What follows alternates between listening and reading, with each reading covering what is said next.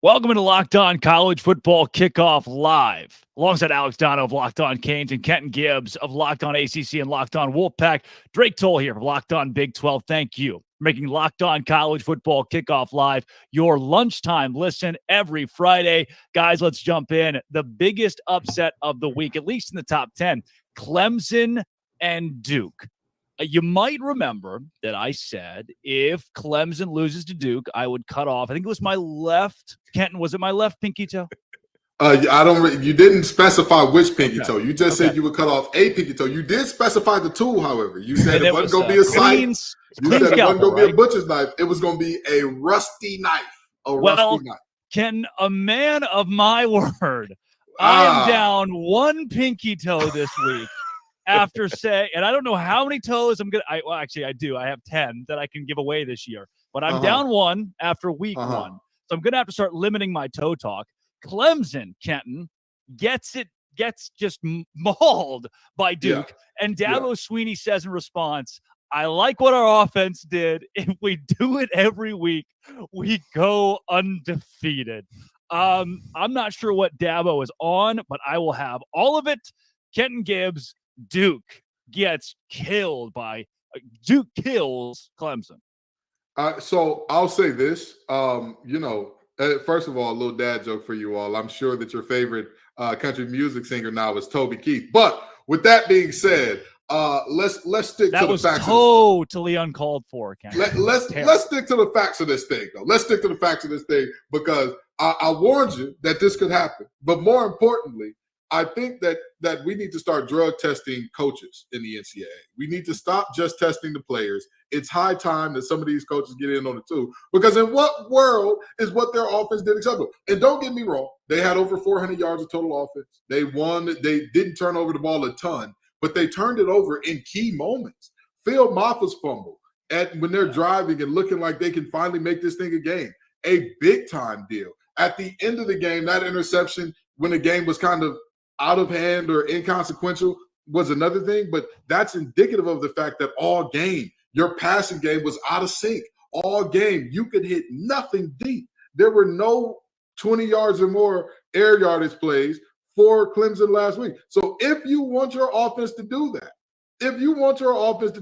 I'm sure the rest of the ACC is screaming, yes, Dabo, please give us that offense. Give us that because we've been waiting on Clemson to give us an offense like that. We have been waiting for just this moment, and it's here. Yeah, Dono, as the host of Locked On Canes, Clemson comes to you. That is October 21st. And I'm guessing after seeing this offensive performance, you are shaking based on what the Tigers are bringing to town. I never thought I'd say this, but I'm actually happy this year that Clemson is on Miami's schedule and Duke isn't. That's how I'm feeling about this. Now, as far as Dabo Swinney goes, it's not just his post-game comments, fellas. Yeah.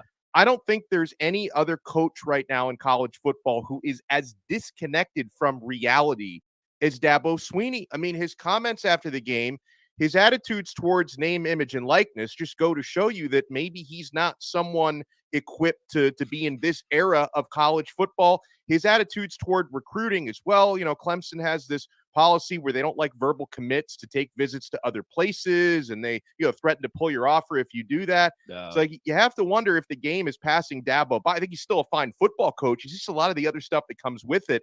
And listen, right now, obviously the stock is falling for Cade Klubnik, who didn't have the sort of season debut that people expected under center for Clemson.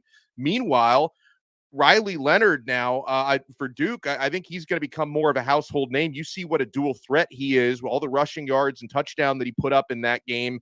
But listen, if I try to parse through Dabo's words, obviously there are big-time execution things that you would think Clemson can clear up in the future because it was an absolute horror show in the red zone for them, right? You have 4 red zone trips where you come away with 0 points. I can see why he said this was the strangest game I've ever coached in. Like, we've lost games before, but this is the strangest one. You wouldn't expect to go 0 for 4 in the red zone, 0 points in those trips with the turnovers and the blocked field goals that they had. You don't expect that to happen again. But at the same time, despite putting up more yards, they were not the better team on the field last week. Duke was. No, and it wasn't the biggest game of the week, but I'd call it the most consequential game of the week with Clemson losing to Duke, especially the way that Clemson did. However, this week you turn the page to a loaded week 2 that is led off with Alabama hosting Texas, a top 15 matchup in Tuscaloosa, and Luke Robinson of Locked On Bama joins us here on Locked On College Football Kickoff right now.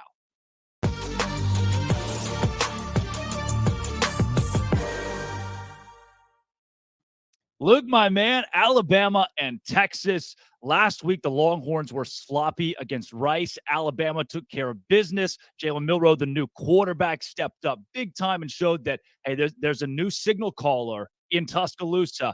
How did you grade his performance, and is that good enough to beat a Longhorn team at home this week? Yeah, first of all, thanks for having me. Secondly, yeah, I think if he performs like that, it's certainly enough to beat Texas. Alabama is still uber talented, and I know Texas is too, but Alabama, in terms of blue chip ratio, if you believe in that type of stuff, and I do, they are up there at number 1 or number 2 in terms of blue chip ratio, so you know they've got the talent to do it. I think what was so great was Jalen Milroe's command of everything. Look, everybody was judging him on the way he performed against Texas A&M last year, and let me preface all that by saying his performance against A&M wasn't bad. He was forced into a starting role in what many people thought at the beginning of the season would be Alabama's biggest game, nighttime in Bryant-Denny against A&M, a revenge game. It was a big deal, and he was forced into duty. He ended up throwing 3 touchdowns. He had some turnovers. There's no doubt about it. He had some turnovers, and he had some shaky moments. But Alabama won the game, and he performed admirably. It wasn't a superb effort. It wasn't Bryce Young, but I've been on record saying, hey, I could call Bryce Young the best player in Alabama history. I mean, I don't think that's a stretch. Yeah. So, look, whoever followed Bryce Young is going to be a problem. But, you know, Jalen Milroe put on a show on last Saturday against Middle Tennessee. He accounted for 5 touchdowns. That's never been done by an Alabama quarterback before. So pretty unbelievable. And, yeah, I should say 3 passing touchdowns, 2 rushing touchdowns, never been done before. Yeah. But regardless, I think that's enough to beat Texas. And the subplots here, where he was once committed to Texas. He's from Texas. Steve Sarkisian coached at Alabama. Jace McClellan is from Texas. Just the rivalry, the idea that they're coming into the league. Alabama and Texas have played for a national championship in recent years. I mean, there's just a lot to digest here. And the fact that they're going head-to-head on so many other recruits is a big deal as well. So we don't have anybody from the Longhorns coming on this episode, at least. So I need you to speak for both teams right now. Bama wins if, Longhorns win if. Talk to me. I think Bama wins if they play about as well as they did against Middle Tennessee. I mean, I think if both teams play an A game, I think Alabama wins. If Alabama has a lot of turnovers, if they play like they played against Texas A&M as a whole, I'm not just picking on Jalen Milroe, I think they could easily lose this game. And look, everybody points to last year where Quinn Ewers was picking Alabama apart. And that's true. They were doing that in the first quarter. But injuries are a part of the game. I think everybody could have a what if so-and-so wouldn't hurt in whatever game. Yeah. That's a part of it. But I think Alabama wins if they play their game, if they go out there and establish the run. And look, here's what I was so encouraged about last week. That the questions I had about this Alabama team, I felt like a lot of them were answered. You know, the quarterback play, the wide receivers, there had been a lot of rumors that they had been dropping a lot of passes in practice. They didn't have a single drop in that game. And the things that I thought I knew, the offensive line, very good. The running backs, very good. They didn't perform as well. Jalen Milroe led the team in rushing with 48 yards. That's a little odd.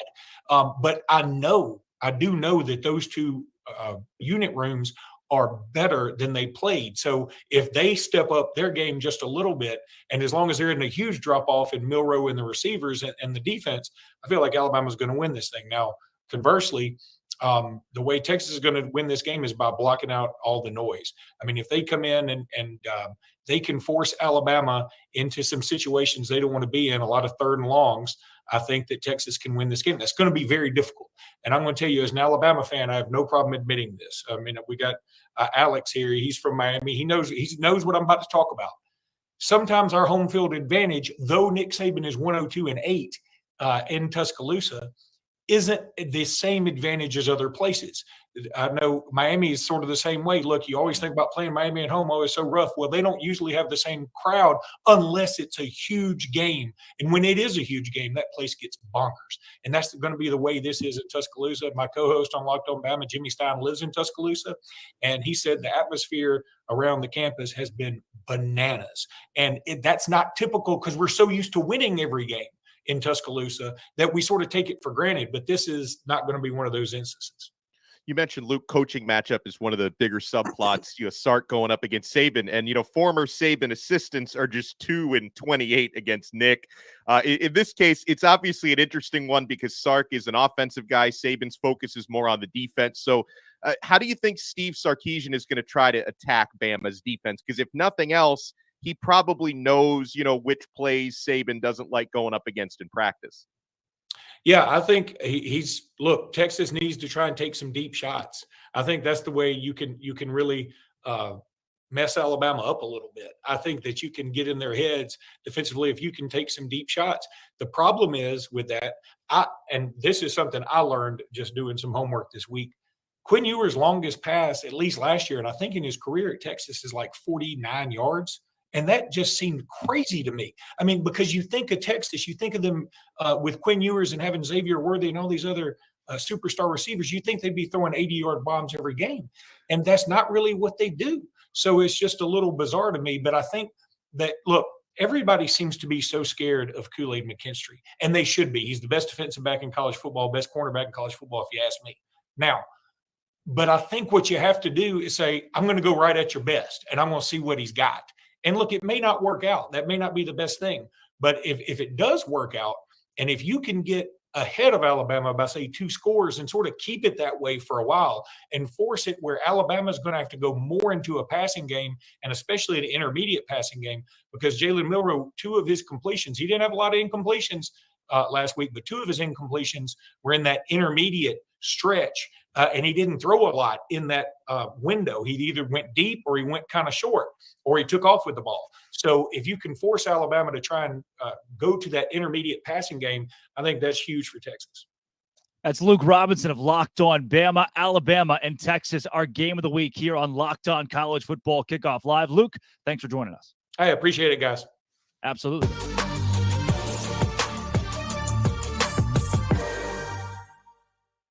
All right, boys, that was the game of the week this week. Last week, it was TCU and Colorado. We didn't know what was going to happen in that yet. Yeah, LSU and Florida State, and then obviously that Duke and Clemson game. But we honed in on how Colorado was going to get dominated by TCU, and we were a little bit wrong. Kevin Borba of Locked On Buffs is going to join the show. Coming up next, Dono. Did you know that 80% of men will experience hair thinning in their lifetime? I'm very much among that 80%. It's normal, but my fate doesn't have to be your fate. You can get ahead of thinning hair with Nutrafol, my friends. Nutrafol is the #1 dermatologist-recommended hair growth supplement. It's clinically shown to improve your hair growth, visible thickness, and visible scalp coverage. Go to Nutrafol.com/men to take their hair health wellness quiz. You can identify the causes of your thinning hair, and Nutrafol will give you a personalized plan for better hair health through whole body wellness. Take that first step to visibly thicker, healthier hair, because for a limited time, Nutrafol is offering our listeners $10 off your first month subscription and free shipping when you go to Nutrafol.com/men and enter promo code LOCKEDONCollege. Find out why over 4,000 healthcare professionals recommend Nutrafol for healthier hair. Nutrafol.com/men. It's spelled Nutrafol.com/men and enter promo code LOCKEDONCollege. That's Nutrafol.com/men, promo code LOCKEDONCollege. Believe it or not, 2 weeks ago, I was as bald as Dono. Dono took the hat there. I was wearing hats all the time, and then bam, Nutrafol. Look, another guy who's Kevin Borba, you're about to see it. Our biggest upsets last week. What's up? Kevin, there's the hair. Dude, Colorado, I told you, we had a lot of conversations last week. I told you this Colorado team is going to lose by 3 touchdowns, 4 touchdowns, maybe more against TCU.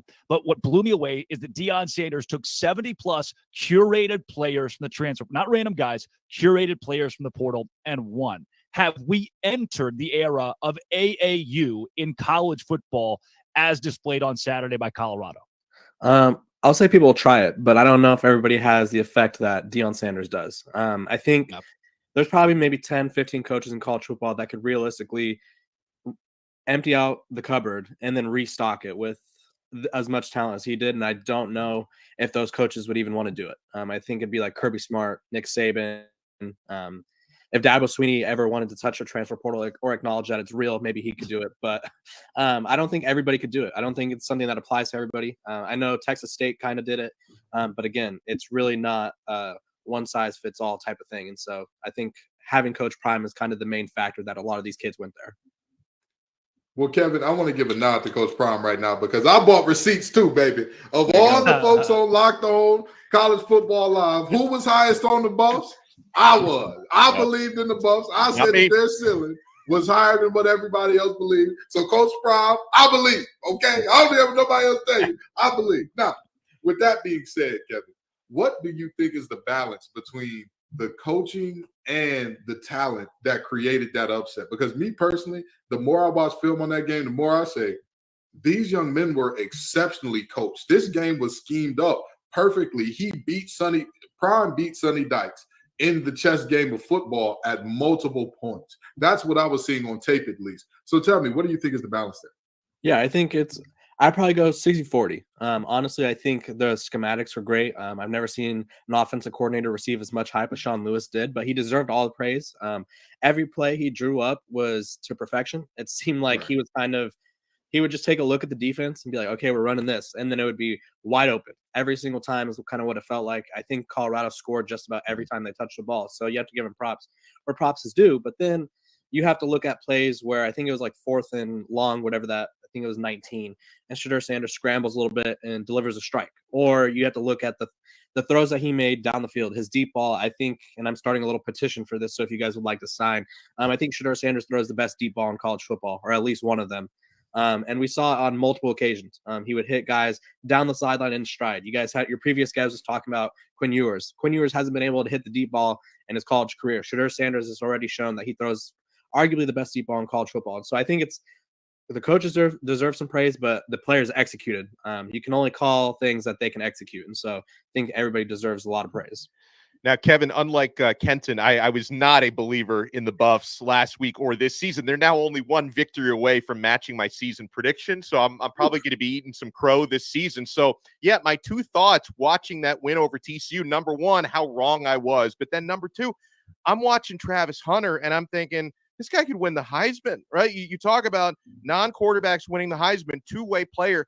Hunter played 129 snaps last week. Can he keep up a pace like that through 12 games? Yeah, that was kind of my biggest question too, because I think it was somewhere in the first half. He seemed a little tired, or maybe just wasn't making the plays that he dropped a diving touchdown. Something else happened where all my friends and everybody who was watching the game as well was like, is he tired? And I was like, it kind of looks like it. But after the game, he said he could play another game that day. So I think it's just a matter of keeping him fresh at all times. I don't know if they're going to try to keep him out for all 150 snaps every single game, but why would you not? If he says he's ready to go, I think you got to trust him. I think he's a playmaker. He's a difference maker. I think the biggest play that stands out was a diving interception.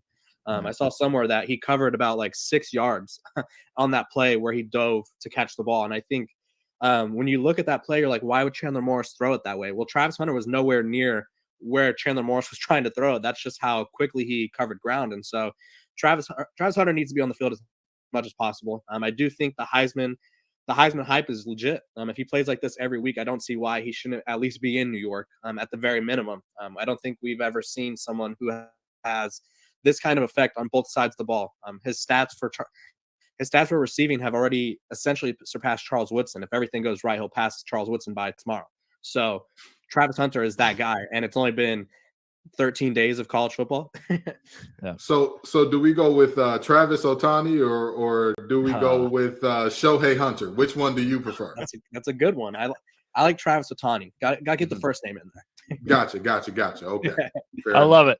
That's Kevin Borba of Locked On Buffs. Borba, thanks for joining us. Thank you. Guys, to the rest of the desk, a Colorado win that to me proves the transfer portal is right there. You see Texas State do it with 53 transfers and beating up on Baylor, and Colorado gets TCU. There have been teams who have tried this AAU style, and now it's coming with more success. Dono, to me, I would rather have 30 juniors from Western Kentucky as opposed to 30 four-star freshmen coming out of high school. Where do you sit here?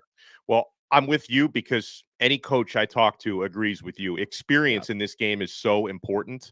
And again, Colorado just had so many. They have so many. I didn't think they'd be able to put it together as quickly as they can. That's a testament to coaching, right? I mean, Coach Prime and his staff, you've got to get everybody in sync and running in the same direction. And they clearly were able to do that throughout spring and fall. I mean, probably a lot of the guys that came in weren't even there for spring football. They added some more before fall camp. So it's a pretty impressive undertaking. But I think sometimes people undervalue the idea that if you have a team that's laden with juniors and seniors, even if they come from smaller programs, even if they come from, Jackson State, obviously a lot of guys who came over with Deion, that it's just such an advantage instead of having to rely on some 18-year-old true freshmen and redshirt freshmen to be able to have a team with more experience like that. And I think this is a great experiment. I think others are now going to try to overhaul the roster the way that Prime did and probably not find the same kind of immediate success because it is such a difficult potion and balance. But this is definitely a powerful example of how that can work in this era.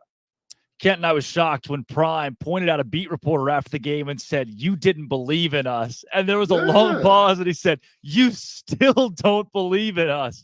Kenton, you were the only semi-believer last week of this panel. I don't think you had Colorado going to the playoff or even putting on that kind of a show. Did they still impress you despite the expectation you have? So here's the thing. I still don't have them as a playoff team. Now that I will not go that far. I will be on there right now as saying, I don't think that their defense is quite there yet. I don't think they're quite there in the trenches. But with that being said, I expected that game to be closer than what most people were saying. I expected it to be closer than 3 touchdowns. And I'll tell you this much. TCU last year lived on the edge with that. Hey, we're going to give up a ton of points, but this is a Sonny Dykes-led team, and Sonny Dykes ain't never had a problem scoring the football. That's never been a thing that you look at with a Sonny Dykes coach team. Is like, man, they could just get into the end zone. They'd be great. Never. So, them putting up the performance that they did offensively and winning this game, I was a little surprising to me. But I want to touch just for a second on what you were talking about with the transfer portal versus the high school players. The player that scored 4 touchdowns out of the backfield for them, Dylan Edwards, a freshman out of high school. This thing is more art than science. There is no precise balance to say like, hey, I'd rather have this than that, or this is the way to do this thing.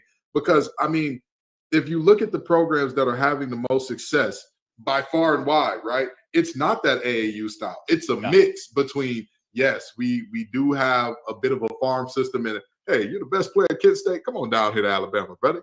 We got big-time football for you to play over here. And also saying, hey, we're also going to get the best players out of high school. We're going to get every 5-star we want. And when we don't, if that 5-star don't pan out, brother, we'll get rid of you and go get that wide receiver from Washington State who's begging for a quarterback who can throw the 40-yarder. Let me just add in one thing also about this game, just to be fair, because, of course, the way Colorado did it, they look so flashy. And now, their home opener is going to be lit against Nebraska this weekend. So, all the narrative has been praising Deion and praising Colorado. They deserve it, okay? But on the flip side, did anyone tell Sonny Dykes you are allowed to play defense, right? Because that was one of the more ghastly displays defensively. And what got me thinking about that was Kenton hit the nail on the head when you talk about these, last year's TCU as Sonny Dykes team. You think we're going to outscore whoever we play. Okay, well, at some point you've got to stop somebody. And I know their defense was better last year en route to the college football playoff final. So I'm also going to be watching TCU for the rest of the season with a fine-tooth comb to see if their defense doesn't get better, because that was pretty embarrassing. Were they better last year? Were they? I'm not sure. Defensively, yeah. I think so. Gave up 34 to SMU, 31 to Kansas, 40 to Oklahoma State. Hodges Tomlinson, though, was maybe the best guy in the secondary in the country. And listen, they had pieces that were good. As a collective last year, that defense was living on a prayer. I don't want to sing because I remember last week they got on me for singing, but I was going to sing we're halfway there. But them boys were really living on the wing of the prayer in terms of defensively last year at times. So that's just my thought. I don't want to go too deep.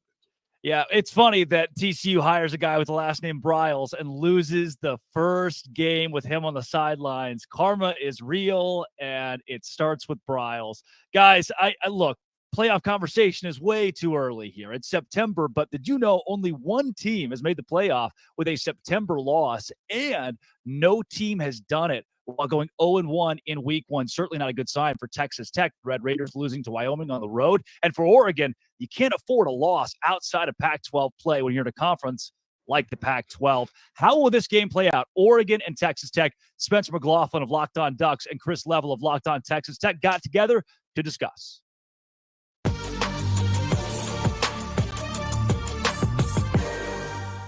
Two tidbits that have been making me resistant to the notion that some Oregon fans have, kind of bought into, which is, oh, well, if they lost to Wyoming, certainly they're going to lose to the Ducks, and it's not going to be close and everything. Two tidbits on that front. Number one, I've brought this up on the show before, but Oregon in 2021 lost to a 3-9 Stanford team, also beat Ohio State on the road. Same team, same season, couple weeks apart.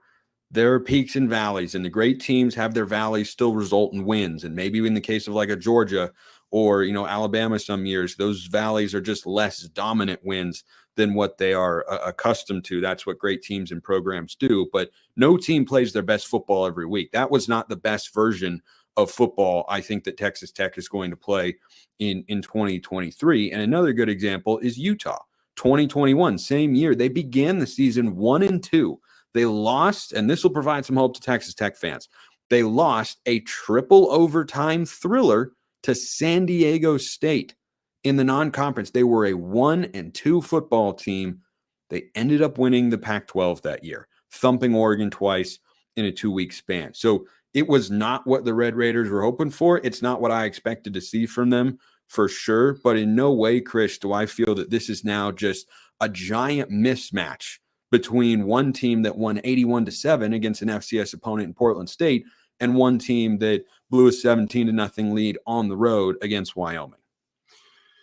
Yeah, and unfortunately for Texas Tech, this is a fan base that's been tortured by, back when Spike Dykes, Sonny Dykes' dad was the coach here, you were notorious for 1 week you lose to North Texas, little old school up in Denton, right outside the Metroplex.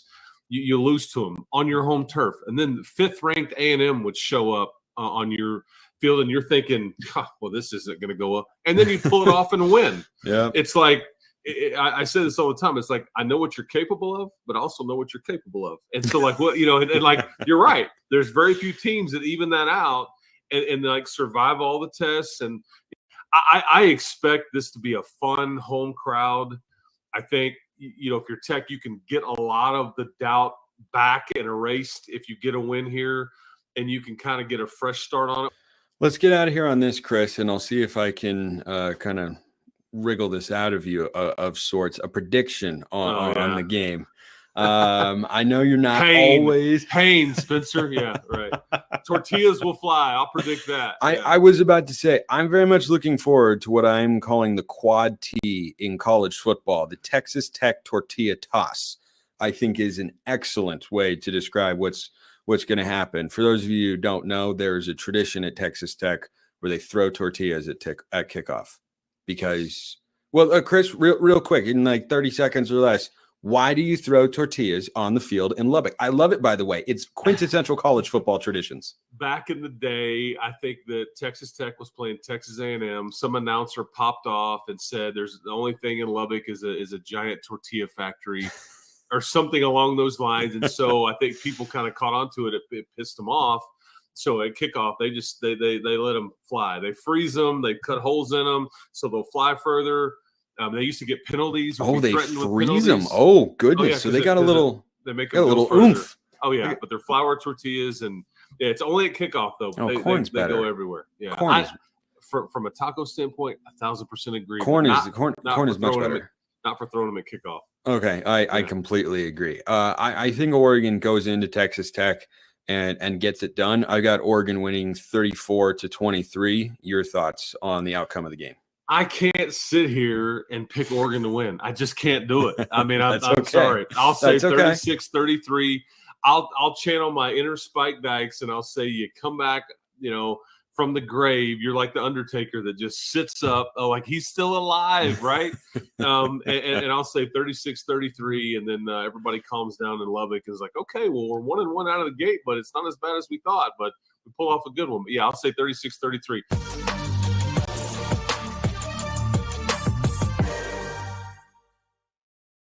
Boy, when 50% of your conversation is about tortillas, their history, and how to freeze them, you're in for an invigorating matchup this weekend. Glad that we got the insight from those two guys. And coming up, we've got Conference Confidential, where we'll take you all across the country to find out which games are the biggest. And stick around for Sell Me Why right here on College Football Kickoff Live, Dono. Buying last-minute tickets to sporting events should not be stressful. Folks, I've been buying tickets day of events at Game Time.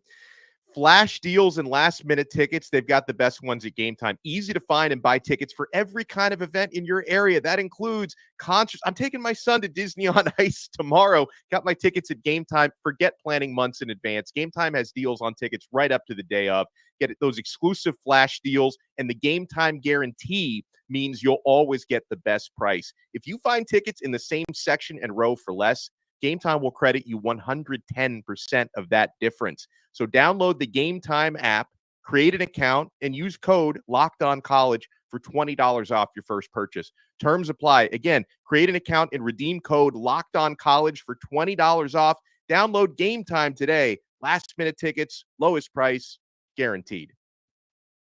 Dono, I had no idea you were taking Dabo Swinney to Disney on Ice this weekend. There are so many games around the nation that stand out in week 2, folks. Let's get some more insight into the biggest games from our biggest conferences in this week's Conference Confidential. We start with Craig Sheeman of Locked On Big Ten.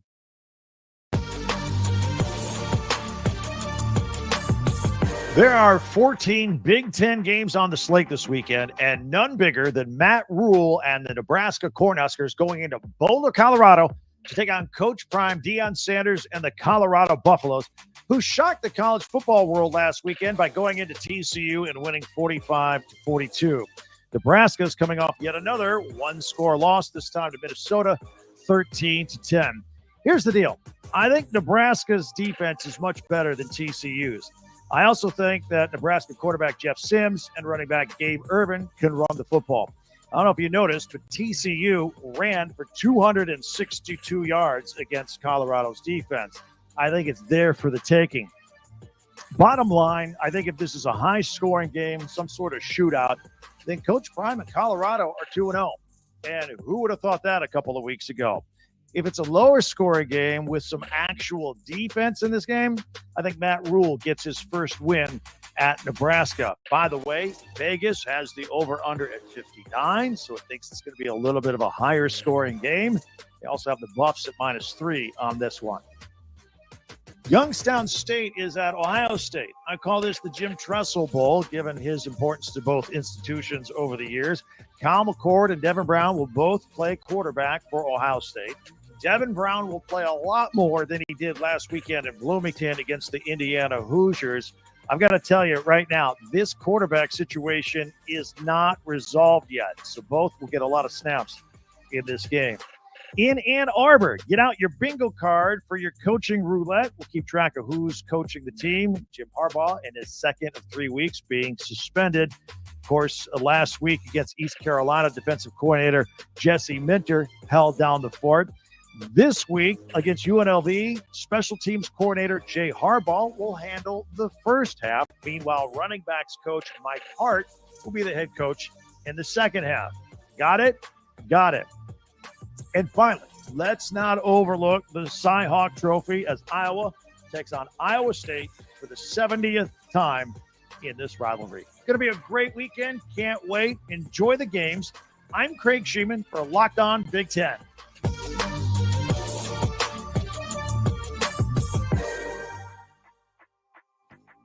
Week 2 in the college football world is upon us, and all eyes will be on Boulder, Colorado, as the Cornhuskers of Nebraska travel to take on Deion Sanders and the Buffs. Spencer McLaughlin here for Locked On Pac-12. A lot of great games across the Pac-12 non-conference slate this week. A lot of big opportunities, but perhaps none bigger than the chance for Colorado to progress towards a 3-0 start before conference play begins on September 23rd at Oregon. They host USC the following week, and they have a chance to show that week 1 wasn't a fluke, that TCU isn't a pullback team in a major way, but that Colorado is just that good. Shedeur Sanders set a school record in his first game as a Buff with 510 passing yards. He was darn near flawless, throwing 4 touchdowns, no interceptions, executed the offense at a really high level. The thing to watch in this game is Nebraska's offense against Colorado's defense. The Buffs allowed 42 points and needed 2 red zone turnovers of TCU in order to hold them to 42 points on the road. The Nebraska offense, meanwhile, that managed just 10 points against Minnesota in week 1. Is a weakened Buffs defense going to be exploitable for what appears to be a weak Nebraska offense? Or is the Buffs defense going to make strides from last week, their offense perform at a high level, and they end up winning the game? It's going to be a thriller either way. The home opener for Coach Prime was always going to have a lot of interest and hype and intrigue. And somehow with that week 1 win at then 17th ranked TCU, Colorado has upped the ante on how excited and interested we all are to watch the Buffs play in front of their home fans at Folsom Field this weekend. Don't sleep on other games across the Pac-12 like Auburn and Cal, Oregon, Texas Tech, Utah, Baylor, and how about Arizona State? Just a 3.5-point underdog against Oklahoma State. Something smells a little bit fishy there, but should be a really, really good week in the Pac-12. And definitely don't forget Washington State hosting Wisconsin. A lot of great games and a lot of great opportunities for the Pac-12 as they look to stay undefeated in the non-conference slate in week 2.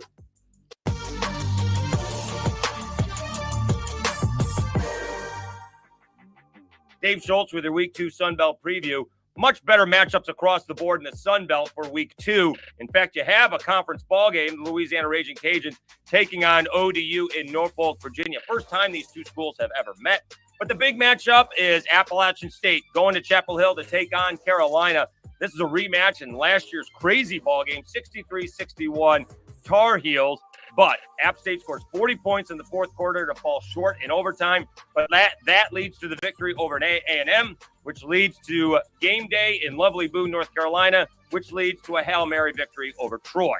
You do have Joey Aguilar starting at quarterback. He came in for the injured Ryan Berger. Aguilar threw 4 touchdown passes on just 11 out of 13 passing. But you also have the defense that's got to step up a little bit. Mountaineers gave up 24 points to Gardner Webb. That's not going to fly against Drake May and company in Chapel Hill. Sunbelt teams playing 3 other Power 5 schools this week. You do have James Madison going to Charlottesville. Virginia hosting their first ball game since the tragedy last year. And it's James Madison's first trip to Virginia in 40 years. James Madison also making a quarterback change. Alonzo Barnett III just struggled last week against Bucknell. Senior transfer Jordan McLeod, he came in and he righted the ship as the Dukes beat Bucknell 38-3. You got Troy going up against Kansas State, and the Trojans, the defending Sunbelt champions, they struggled, giving up 30 points to Stephen F. Austin. They're going to have to do a much better job to shock the Wildcats. And then you got Southern Miss. Poor Golden Eagles, or look at it as a great opportunity. They get to go to Tallahassee to take on Florida State. The Seminoles destroying LSU in the second half. And can the Golden Eagles and the Fighting Will Halls pull off a shocker? The other big ball game in the Sun Belt, you got Texas State. The Bobcats upsetting Baylor. They're going into UTSA to take on the Roadrunners. If Texas State beats UTSA, do they start 4-0? They got Jackson State and Nevada coming up. My goodness, G.J. Kinney is shocking the Sun Belt immediately. That's your Week 2 preview in the Sun Belt. I'm Dave Schultz. Enjoy the Sun Belt football.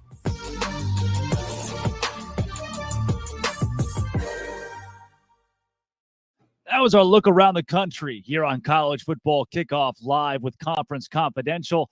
Now, guys, it's time for Sell Me Why. 5 or 6 games where we're going to tell you, we can help sell some of these on why the spread is where it is and who's going to cover. We start with Ole Miss -6.5. Oh, Everybody wants to see the SEC go down to a G5 opponent on the road. That is the consensus amongst other conferences in college football. But I just don't think it's going to happen. Hi, I'm Stephen Willis from the Locked On Ole Miss podcast, and you are looking at an Ole Miss offense that is operating at maximum efficiency. Willie Fritz and the Tulane Green Wave are going to have to perform at an extremely high level to keep Ole Miss off the board. This is a game that, even as good as Tulane is defensively, could see Ole Miss scoring 40 or 50 points. And with the line being as small as it is, I don't think that Tulane's offense is going to be able to match it. In fact, whenever you look at the score of this game, I put it at somewhere around 31-14. So I would be okay with laying up to 12 or 13 points. So as this line gets a little bit bigger, and I think it will before kickoff, I do think that I would lay these points. Tulane's a good football team. I just don't know if they're as good as Ole Miss. Yeah, guys, Kenton Gibbs, we'll start with you. Ole Miss, Tulane, this game is a sellout. It's a Tulane team that won a New Year's Six Bowl last year, but a lot of people are picking the Rebels to get it done. Yeah, so the thing about this game is Tulane is another one of those teams, and this is kind of because they're in the group of five more so than just a philosophical thing that we see from a lot of Power 5 teams that don't play defense. They're going to struggle defensively. Offensively, they can scheme guys up. They can find ways to get guys up. They can find ways.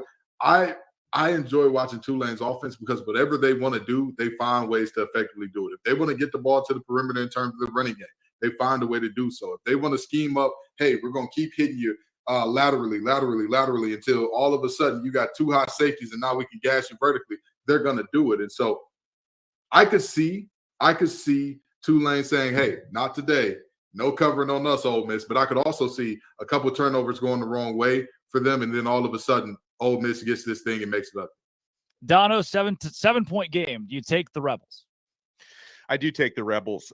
It gives me pause because obviously Tulane is ranked, Tulane is talented, but the fact that they're ranked, that means you're not going to be sleeping on the green wave. I think I look at it from an Ole Miss perspective because sometimes when you see these strong group of 5 teams pull off these upsets, I know we're talking about a spread, not the straight up, but either way, when you're talking about these group of 5 teams, when you can catch a Power 5 sleeping, it's not going to happen because I think Tulane has enough hype coming in.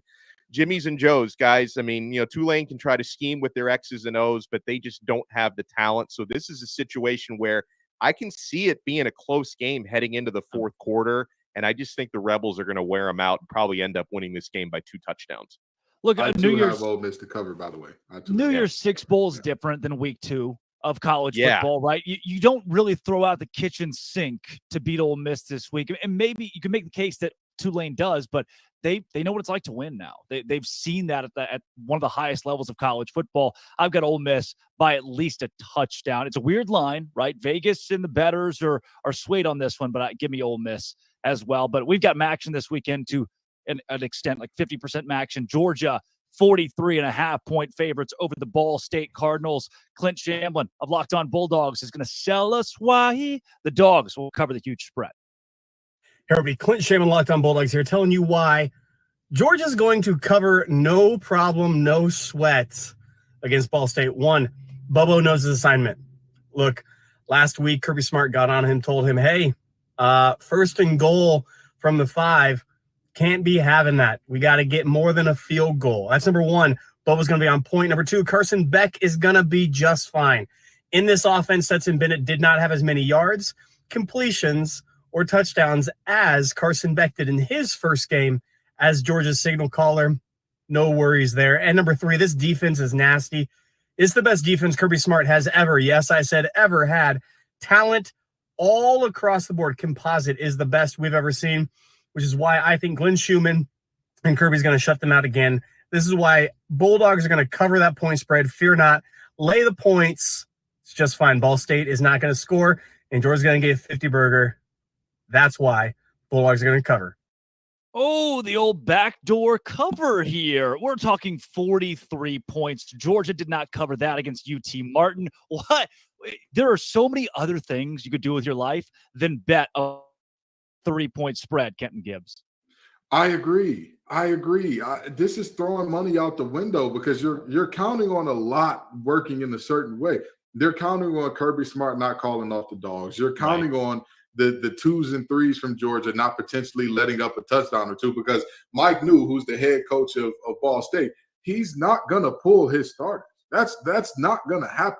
We have seen him historically get the wheels whooped off him by teams, and those starters play deep into that game. If you look at the Tennessee game last year, Tennessee beat them by 49 points. So I know some people are thinking that's for us who think Georgia is going to cover. Yeah. But not really, not so fast, my friend, because there were multiple moments toward the end of that game. Tennessee just kind of lucked into some moment, or not lucked into, but things went their certain way in terms of their 2s and 3s getting pick sixes and whatnot. That was like, oh, well, this is how these things go. I'm never comfortable with a line above 40, just being completely honest. I'm never comfortable with that. So I'll get Ball State saying, not so fast, my friend. No soup for you, no cover for Georgia. I like it. Now, this next one here, we're going to go to the ACC, Kenton's ACC, as the Notre Dame Fighting Irish are 7-point favorites over the NC State Wolfpack. We've got Trevor Wojak of Locked On Irish to sell you why the Irish will cover.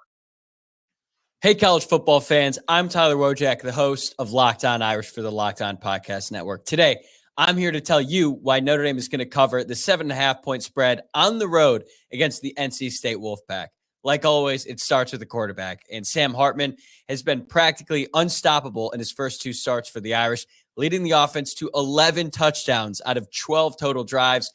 I expect him to exercise some demons against NC State and have a big game on Saturday in Carter Finley Stadium. But it's not just Hartman, though. The Notre Dame defense has been stout, and they have yet to give up a touchdown through 2 games, albeit against pretty weak competition, but still, they have been really good so far. And I believe this is the first big test for Notre Dame this season, both offensively and defensively, and I'm confident the Irish are ready to rise to the challenge and get a statement win on the road against NC State.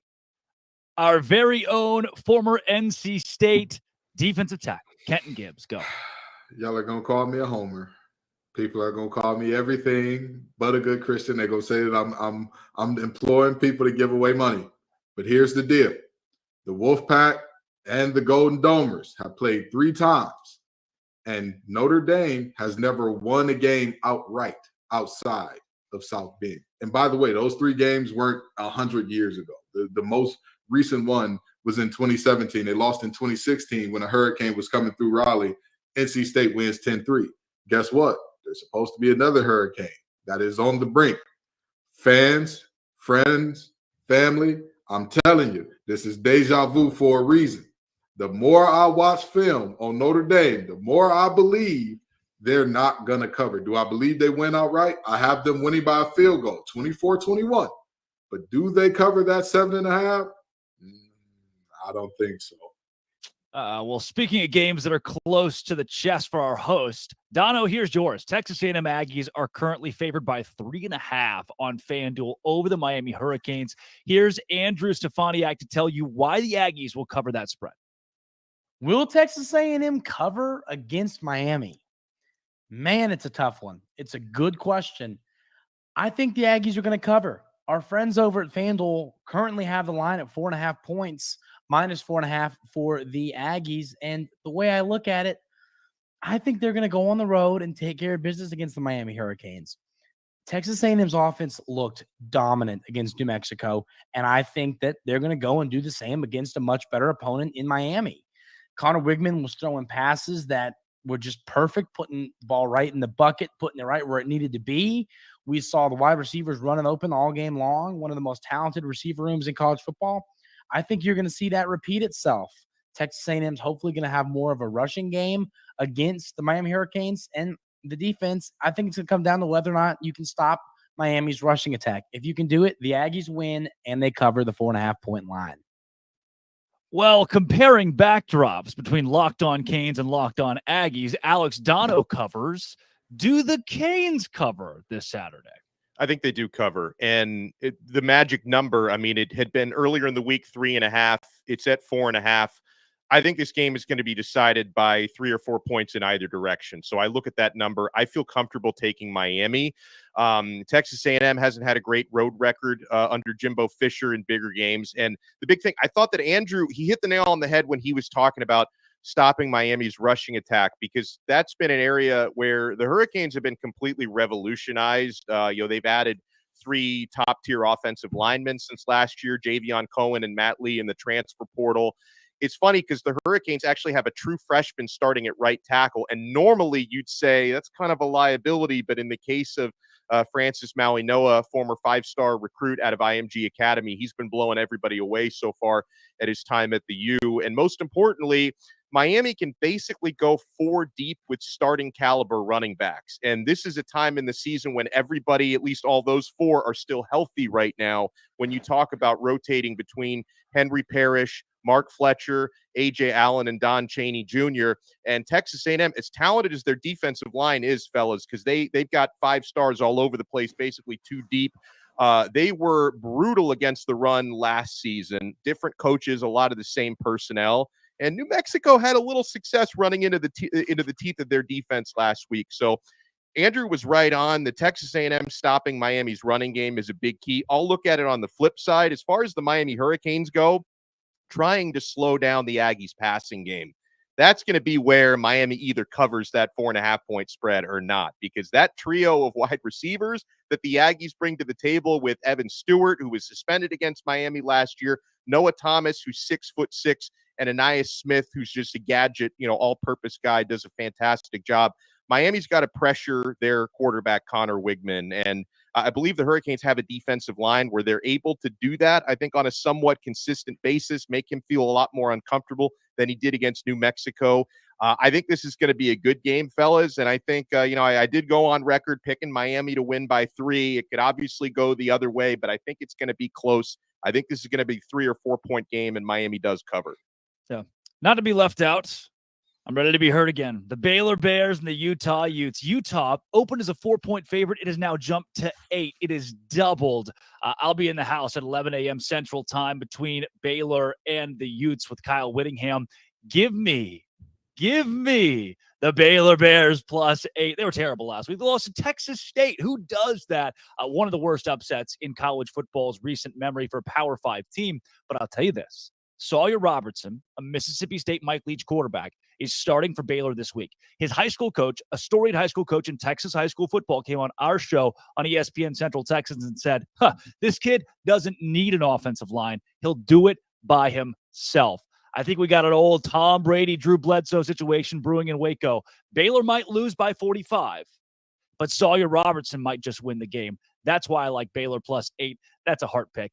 Kenton Gibbs said he's not biased. I am. Sawyer Robertson plus 8 this week against the Utah Utes. Now, coming up next, the NCAA has done what the NCAA does best, and that's make terrible decisions that don't make any sense. This one comes from the ACC. But first, Dono.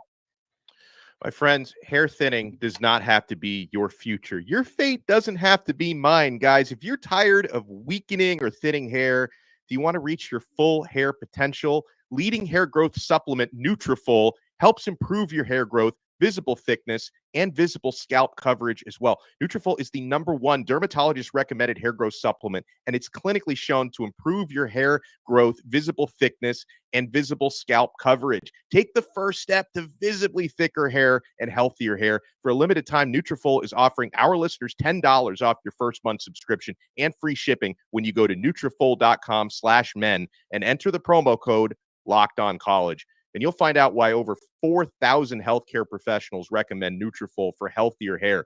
Nutrafol.com/men, spelled Nutrafol.com/men. Enter promo code LOCKEDONCollege. That's Nutrafol.com/men, promo code LOCKEDONCollege. Slowly approaching the noon Eastern hour here. This is Locked On College Football Live. That's Alex Dono. That's Kenton Gibbs. I'm Drake Toll, breaking down everything from last week in college football and everything coming up this week. Now, one of the biggest storylines from the NCAA in their very finite wisdom, they have denied UNC wide receiver Tez Walker his eligibility for the 2023 season, and Mac Brown was furious, rightfully so. Somebody else who's also not very happy about it, Isaac Shade of Locked On Tar Heels. We'll take you there now. Breaking news. The committee reviewing UNC wide receiver Tez Walker's case has voted to deny the reinstatement of his eligibility, meaning that Tez Walker will not play for North Carolina this season. This comes a day after the NCAA's tone-deaf tweet about supporting student athletes in their mental health. A biting statement coming out from head coach Mac Brown. Quote, I don't know that I've ever been more disappointed in a person, a group of people, or an institution than I am with the NCAA right now.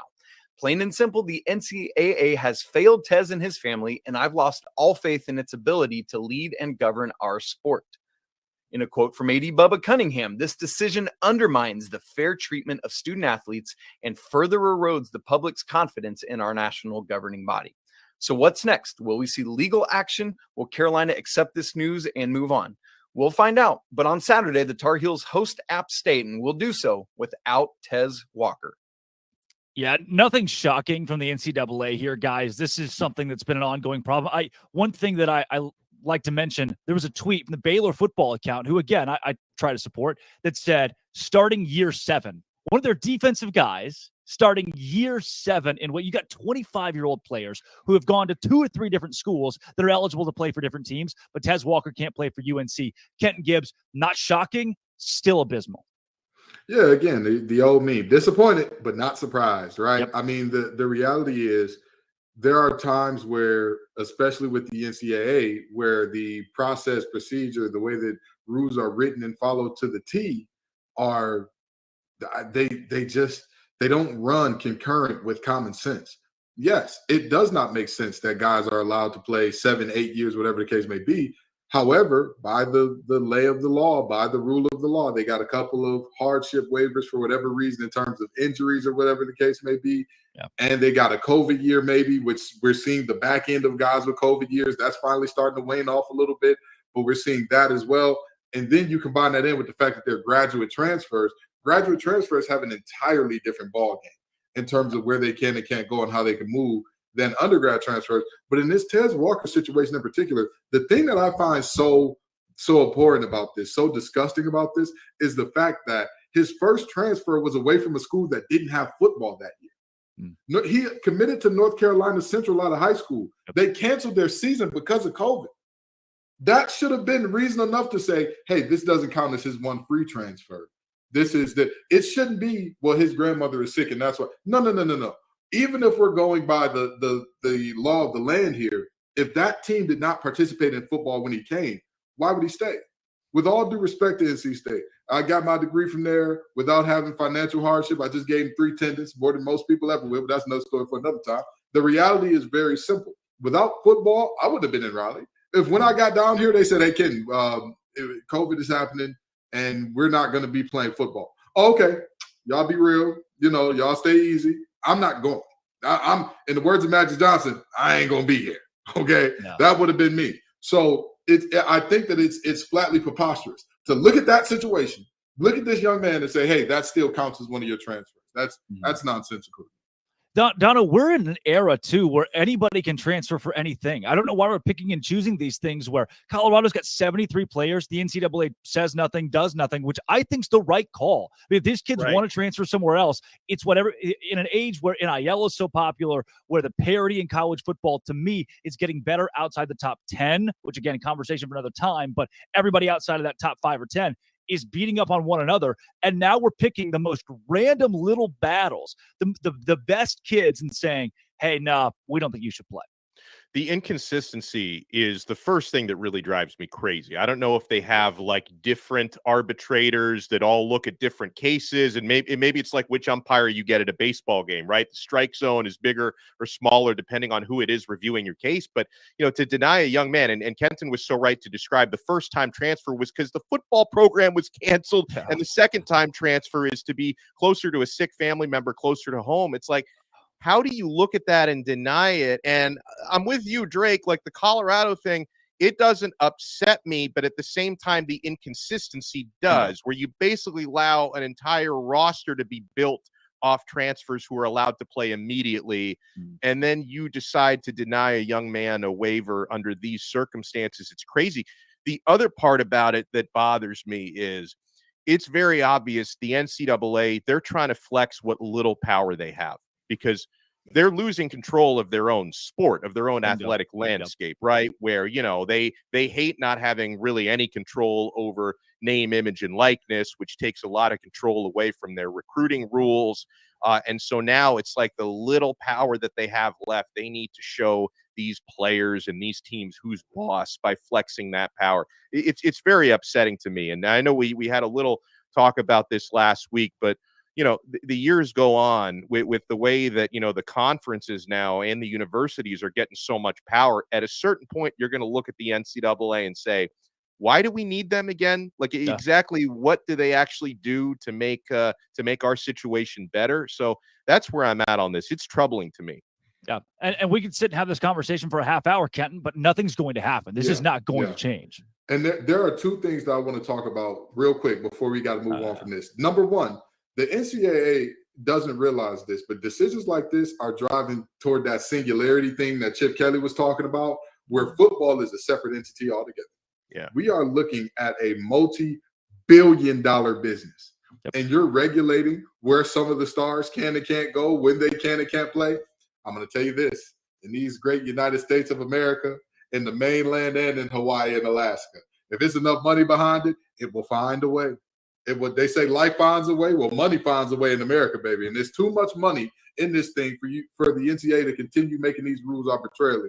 And second of all, I'm going to say this, and this is the NC State and me talking a little bit, and I'm going to be 100% honest about that. It is not right the way that this has garnered not only national, but the way that this has been treated locally. The way that we have the governor writing letters to the NCAA, the way that it's one of the biggest stories that's leading the sports block on the Central North Carolina news stations and all that. Where was this energy for the other players in the state who had similar situations?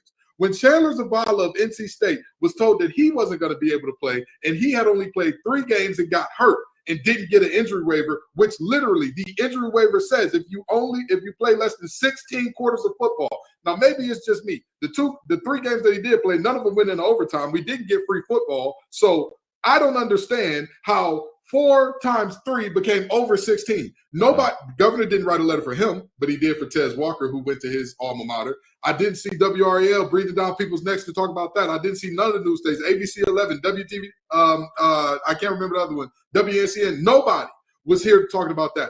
Cam Hayes going to ECU. Nobody's talking about that. Cam Woods going to NC State. Nobody's talking about that. And those players are in very similar situations where they're not going to get waivers either, most likely. And for whatever reason, Tez Walker seems to be the spark plug that has got everybody around the nation swept up and wrapped up in it. Things that make you go, Yeah, he can't be the only one at this point. Exactly. They're so, and you mentioned it in the very state. But look, while they're not covering, Locked On College Football Kickoff Live is covering it. And Kenton, you mentioned this is you and Dono both a multi-billion-dollar industry that we're talking about now. And one of the biggest brands in that, the Texas Longhorns. One of the other biggest brands in that, the Alabama Crimson Tide, and they're taking on one another in Tuscaloosa this week. We heard the Bama side, but apparently this isn't your dad's Nick Saban. It's not the Crimson Tide we're used to. Let's get the other side of this game.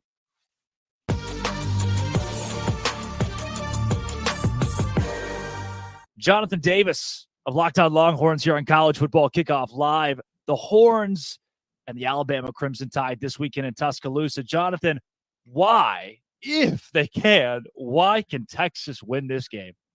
Because I think you're going into Tuscaloosa with a team that can match the talent level of the team you're playing, the Alabama Crimson Tide. And I think Steve Sarkisian said it perfectly in his media availability. You have to go in there and beat the 2023 Alabama Crimson Tide, right? You're not playing the Alabama Crimson Tide of the last 17 years, or the Nick Saban of the last 17 years, all of those coordinators and all of those players that have made, Alabama the class of college football. And I think when you look at this team, they're strong in the trenches. Obviously the offensive line didn't look great against Rice, but, they certainly have the talent to go into Alabama and, play really good football on the outside. They have a ton of weapons at, wide receiver and tight end. They have a really good running back room, and that defense, although the offense didn't look great against Rice, the defense looked ferocious. So I think you have a ton of talent on this Texas football team. You have a great coaching staff, and you have a team that's eager to win a big game like this and put themselves back on the map as a program. And so that's why they can go into Tuscaloosa and get the win, because they have a ton of talent and a team that's hungry and ready to put themselves back with the blue bloods at the top of college football.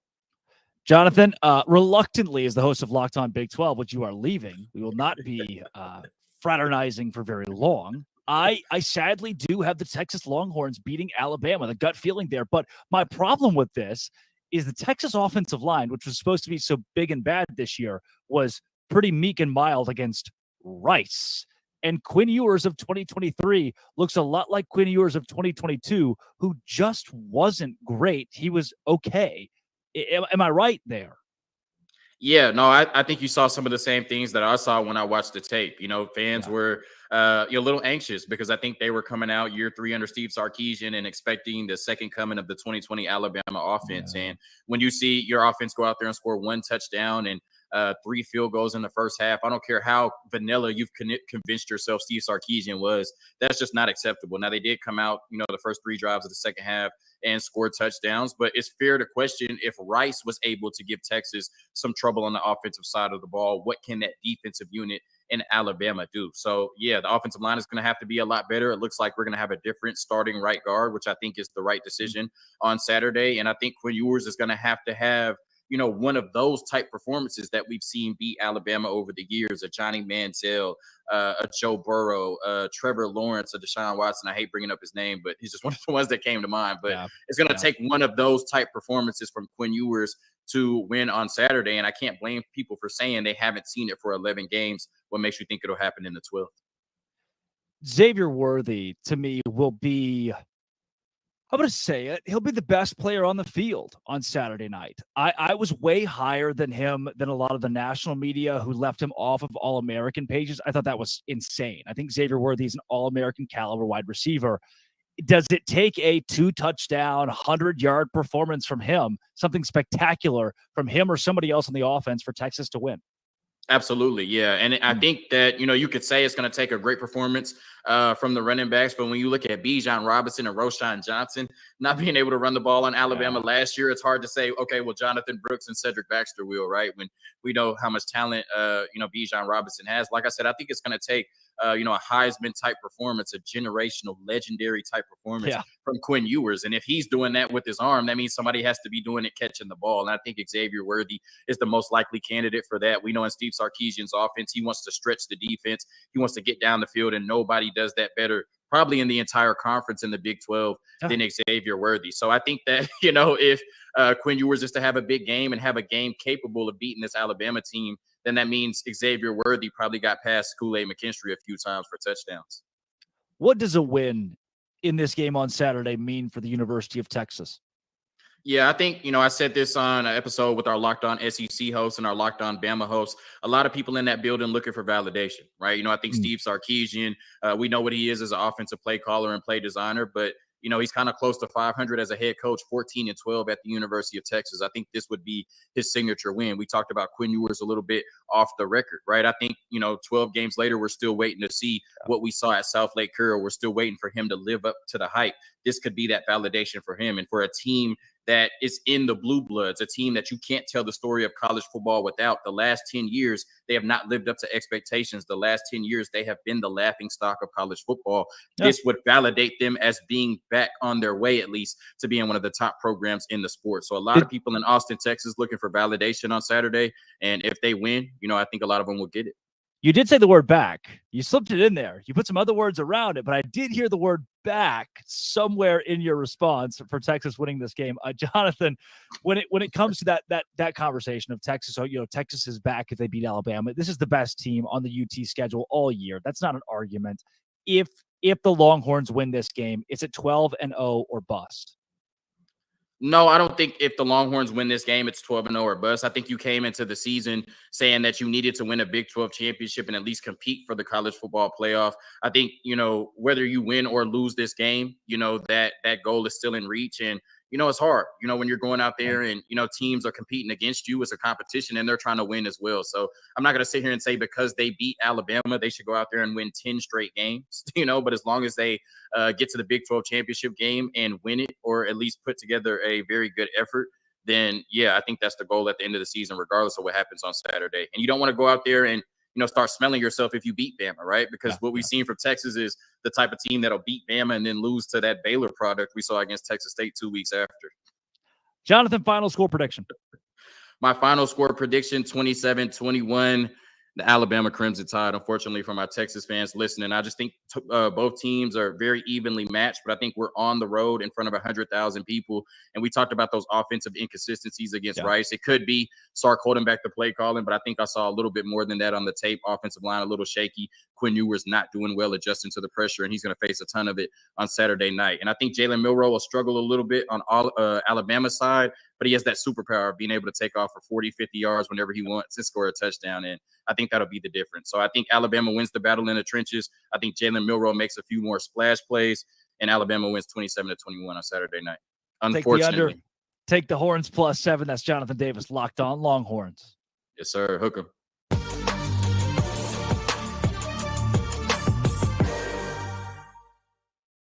Guys, quick reaction to Texas and Alabama. I think Xavier Worthy proves to be the best player on the field. Texas keeps it close, and the experience wins in the end. I have Texas taking this game by 3 points, Alex Dono. I feel crazy saying it, but I agree with you. Texas is going to win this game. You know, obviously you try not to dwell too much on what happened between the teams last year, but they've each only played one game, so it's hard not to.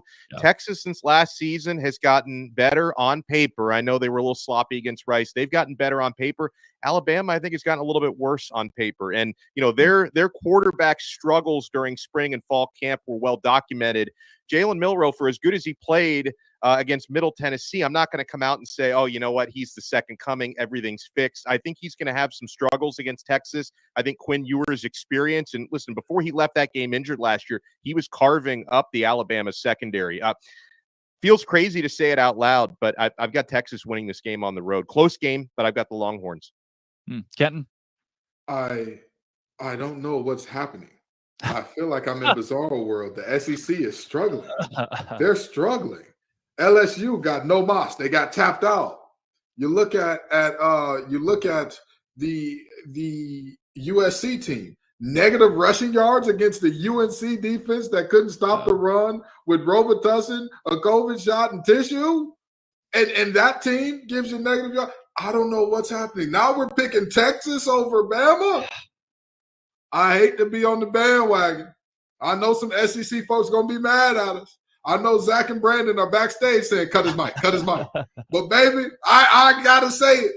Texas wins this game. And I want to say something about Texas being back. Jeez. From 1999 through 2009, Texas had as many national championship appearances as they had seasons with single-digit wins. Those 2 single-digit win seasons were 9. Folks, stop saying Texas is back until you no longer have to ask if they're back. They're not back until you don't have to ask the question anymore. If you're talking about those Mac Brown glory days, you're not back until there's no more questions. The question is, should this team be on the field with Texas? That's when you're back. That's when you're back, buddy. Well, let me add one thing in, because, Kenton, this doesn't have to be an SEC versus somebody else conversation. I mean, the SEC, they can basically already claim Texas. If Texas wins that game, the SEC can say, hey, they're going to be with us next year, SEC versus SEC. So I don't think they'll lose any sleep over that. In the words of Kobe Bean Bryant, soft. They're not yours yet. They're not there yet, okay? That's just because the marriage is arranged doesn't mean that that's your partner in the house cooking up the food, balancing the budget and the checkbook yet. They're not yours. That's the Big 12 whooping on you. Don't be soft, SEC. Don't claim them yet. They still got to pay a payout ticket to the Big 12 to leave.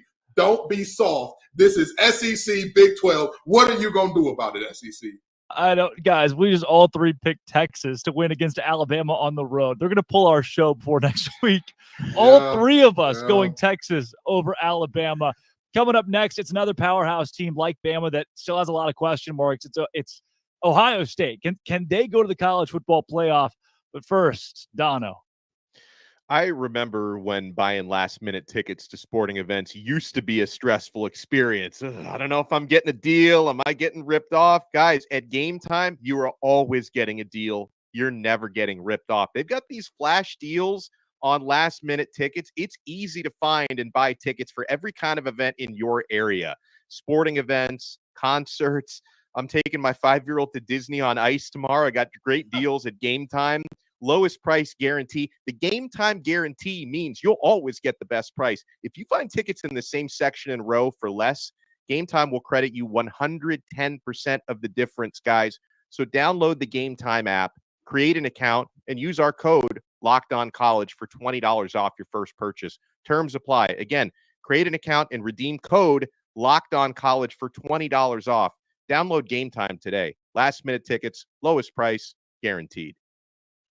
Wow, Dono, I didn't know you're taking Billy Napier to Disney on Ice. That's awesome. Guys, Hi, Billy. He's coming with me. Last week it was USC. This week it's Ohio State. We're talking playoff contenders, but a whole new look for Ryan Day's squad. Let's get a closer look at Ohio State.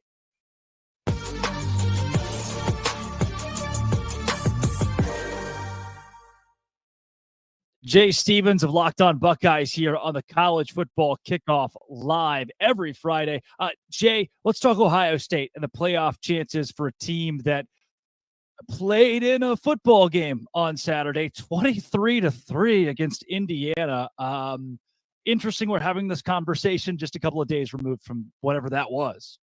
Yeah, it's weird, man. That game there, I was there, and I am still kind of baffled by what we saw from Ryan Day. The offense expected a little bit more, expected them to not be conservative.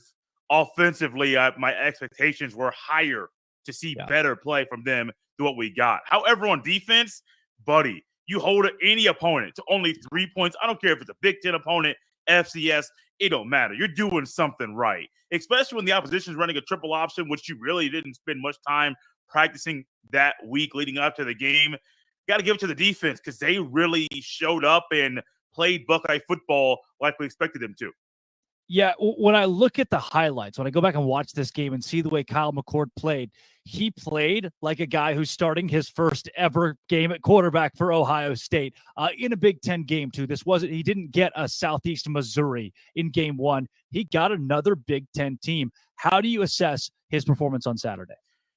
Looks like a guy that's starting. Now, it wasn't his first start. He started, I think, a year ago or 2 years ago against Akron, but his first Big Ten start, which is also on the road. So it's like context is one thing. Akron's one opponent, a G5 school. Indiana's a Power 5 Big Ten school. It's still on the road. So, like, it's still tough. It's very, very tough, especially with the way Indiana's defense played. Their front seven played a whole lot better than expected. Number 44, Casey, and some other guys, Moore, number 20. They were making plays all day, making things hard for the Buckeyes offense.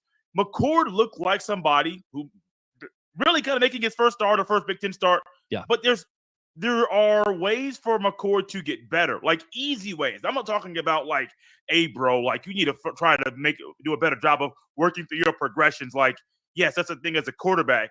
But I think some of the throws that he missed that were either low or high or just outside of the outstretched arms of a receiver, those things can be fixed. We would have a different view on McCord's performance if he had some of those throws that were off, one to Fleming over the middle, one to Harrison Jr. that got called back due to Harrison Jr. stepping out of bounds. If those two throws are completions, we're looking at McCord's performance a whole lot different than we are now. The numbers are one thing. The play is another. But also I do think when you put all that together, McCord's a quarterback who is starting week 2, and I do believe is the right guy going forward to start week 3, start against Notre Dame, and beyond. Jay Stevens is not falling for the overreaction Monday that everybody get. Backup quarterback's always the most popular guy in town after week 1, Jay. But this Ohio State team, Ryan Day, if they're going to make the college football playoff again this season, what has to go right? And is this a playoff caliber roster? Roster, yes. I think it's easily a playoff caliber roster. I don't think there's any question about that or any doubt in my mind that this roster is a playoff caliber roster. I think a lot of things have to look at the offense. That was not the conversation most people were having going into the season, but listeners of Locked On Buckeyes realized that the defense I thought would be okay.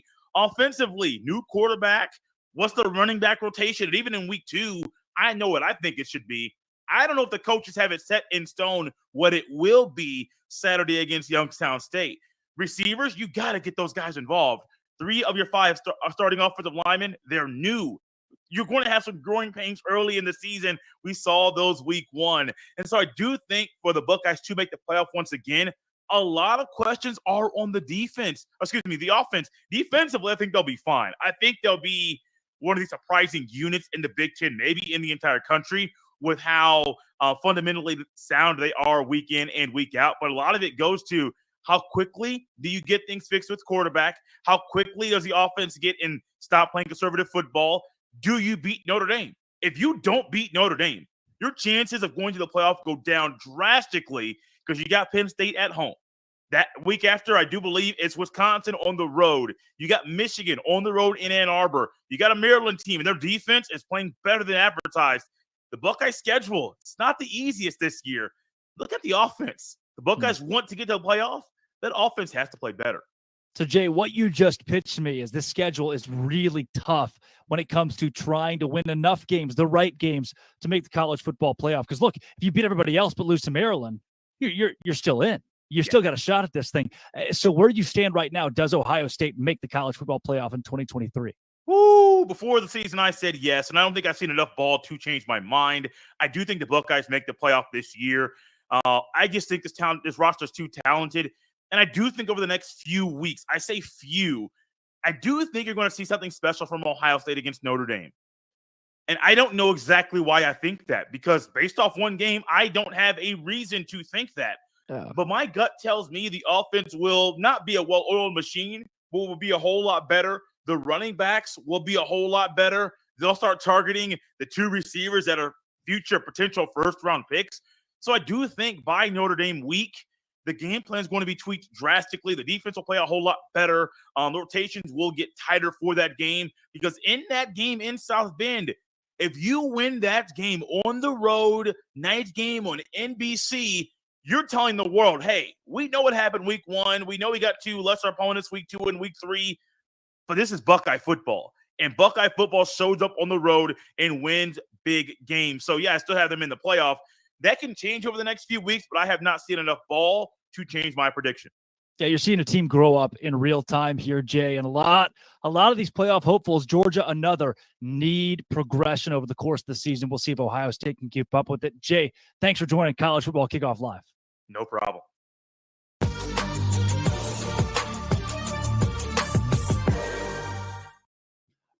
I hope that Jay Stevens narrates my life. If they write a book, I hope it is Jay Stevens that narrates it. Guys, we have looked around the Big Ten. We've seen the Pac-12 and the Sunbelt. It is time for the big dogs. Let's go Conference Confidential. And we start with, wait a second. Something, there's a weird little thing in the script here. It says knock, knock.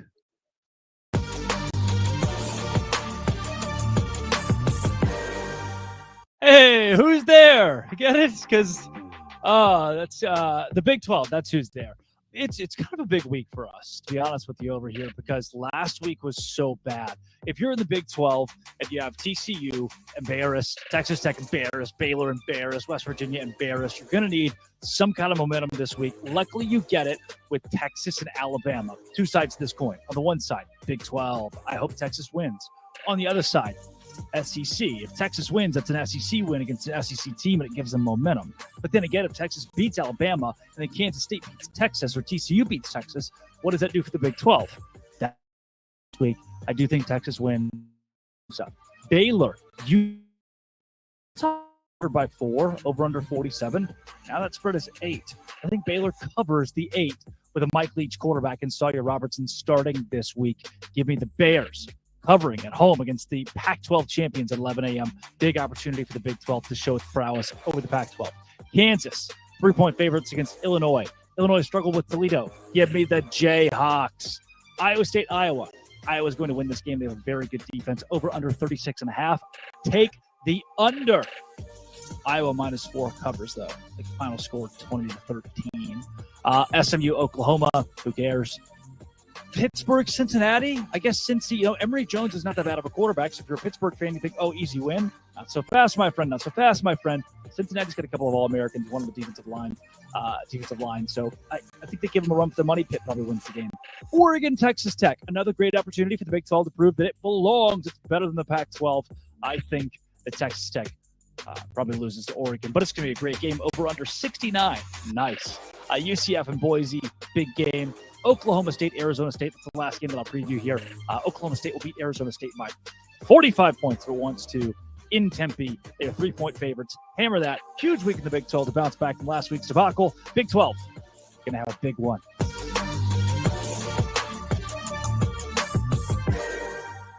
What's happening, everybody? Chris Gordy here from Locked On SEC. We got some big non-conference games in week 2 for the SEC.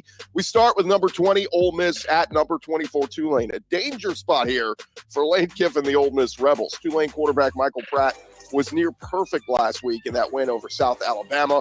Ole Miss, they hung 73 on Mercer last week, but this will be a much tougher test. Ullman Stadium is going to be loud. It's a small stadium, but those New Orleans fans are going to be drunk and fired up. And look, danger spot here for Ole Miss. I think Ole Miss wins in a close one. Quinshon Judkins in that run game wear them down in the second half.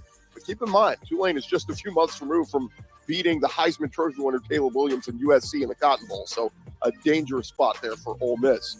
Next up, we got number 23, Texas A&M at Miami. Tough early test for the Aggies. They passed the smell test in week 1 with a ton of offense against New Mexico. The Bobby Petrino experiment appears to be working, but I almost consider this a must-win for Jimbo Fisher in week 2. If they lose this game, guess what's going to happen? You're going to start hearing talk of the buyout money again. Oh, the Petrino experiment's not working. What are they going to do? I think A&M wins, and I think they cover the 4 points out there at Miami. I just feel like Connor Wegman looked so much better last week. 5 touchdown passes. I think he had all of 8 last year. Much better, much improved Texas A&M team. I think they get it done in Miami.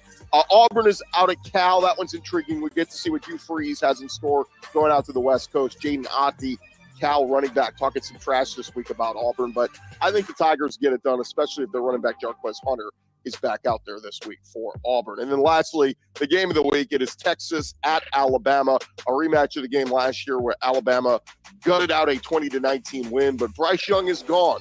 Enter Jalen Milroe. We saw him look really good last week as the new Alabama quarterback, but it was against Middle Tennessee State. What does he look like against the speed of Texas? Going to be interesting, especially that Alabama defense going up against those Texas receivers. Quinn Ewers, he was having a day before he got knocked out of that game a year ago. So big game here for Alabama. I think they get it done at home as a 7-point favorite in Tuscaloosa. Look, Nick Saban's only lost 5 games at home since 2010, and 3 of those were special Heisman performances when you consider Johnny Manziel, Cam Newton, and Joe Burrow. If Quinn Ewers plays Heisman-level football, they'll pull off the upset, but I think Alabama wins and wins at home.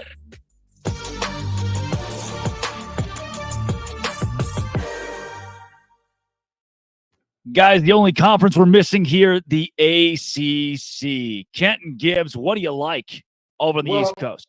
Well, I know that y'all, didn't get the ACC's conference confidential because y'all wanted to hear me and Dono talk about this thing on there since we got 2 ACC guys here. But let me tell you this.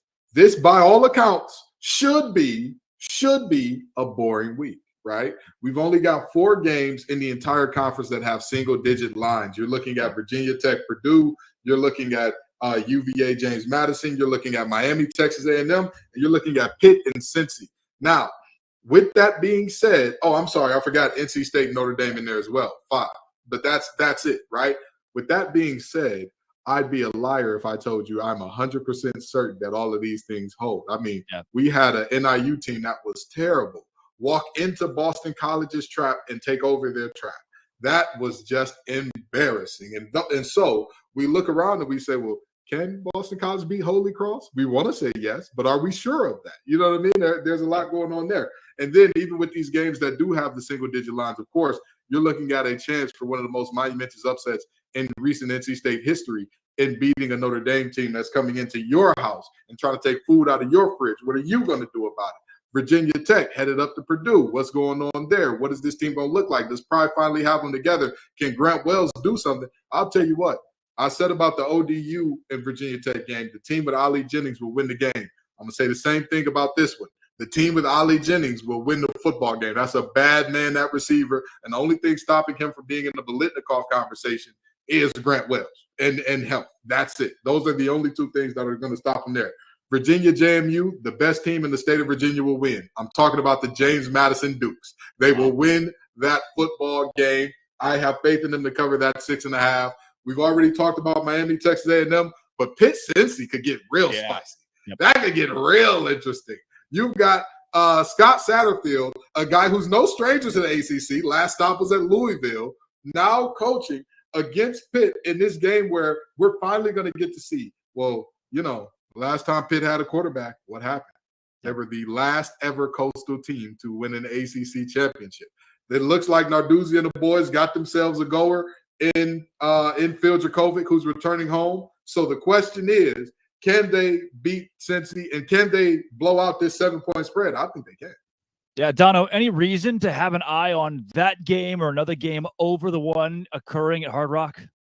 Well, also, I think North Carolina is going to win, but it's always interesting when a Power 5 team matched up against Appalachian State is favored by 19 points, because we know how that narrative for the Mountaineers has gone over the years, what they did every time. Texas Former A&M. Michigan fan here. I've seen it. So it's all. So you look at that, it's like, yeah, is UNC the better team? Is Drake May one of the top quarterbacks in the country? Yes, but the Mountaineers have that kind of history. And I also listen. Two of the biggest games, I think, on the schedule this weekend involve ACC teams, right? We've talked about Notre Dame, NC State. Obviously, I'm going to be all invested, and I'll be at the game at Hard Rock Stadium between Miami and Texas A&M. And that's a really spicy one, guys, because, Chris Gordy, by the way, his bobblehead collection is everything. I was in awe of that. But he fairly brought up the Jimbo Fisher narratives because he's been in College Station. What is this, year 7 for him at College Station, Texas? And if they don't pull off that win at Hard Rock Stadium, folks are going to start talking about that buyout. I don't think there's quite as much pressure on Miami, but it's year 2 for Mario Cristobal.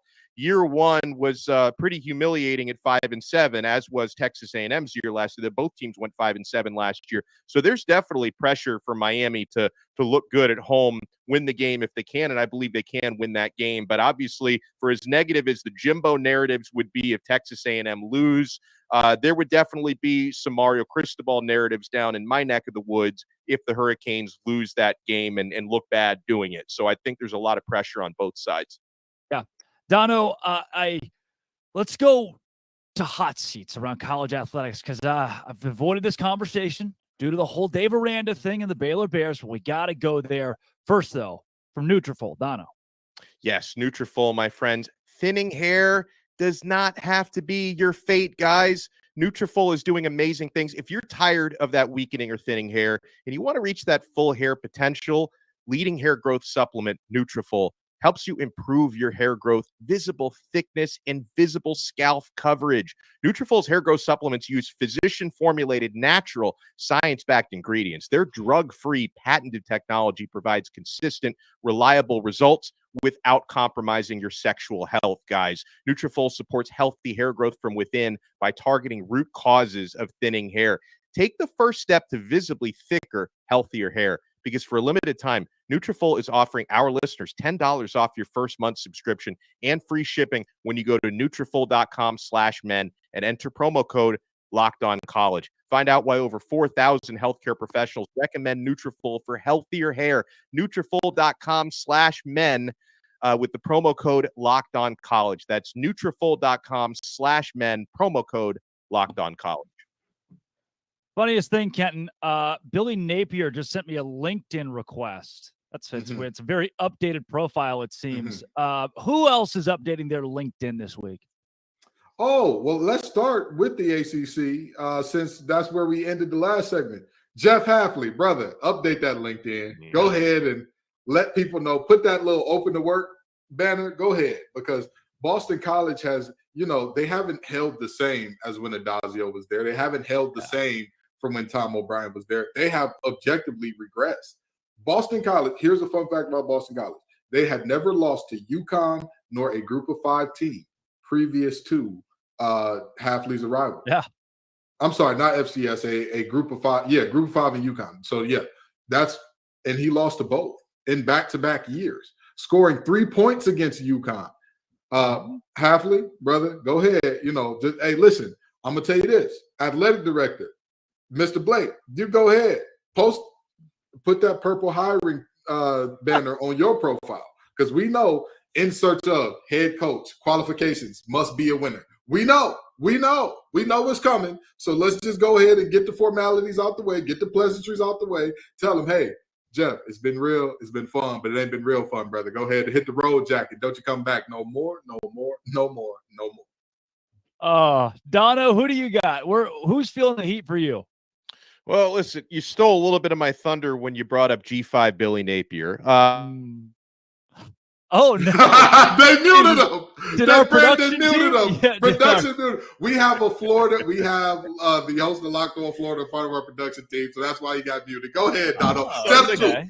He We gonna already speak about knows. the And truth. listen, I just get yourself familiar with LinkedIn Jobs, Billy, because I think G5 Billy's going to get a little bit more time there. He's going to get into year 3.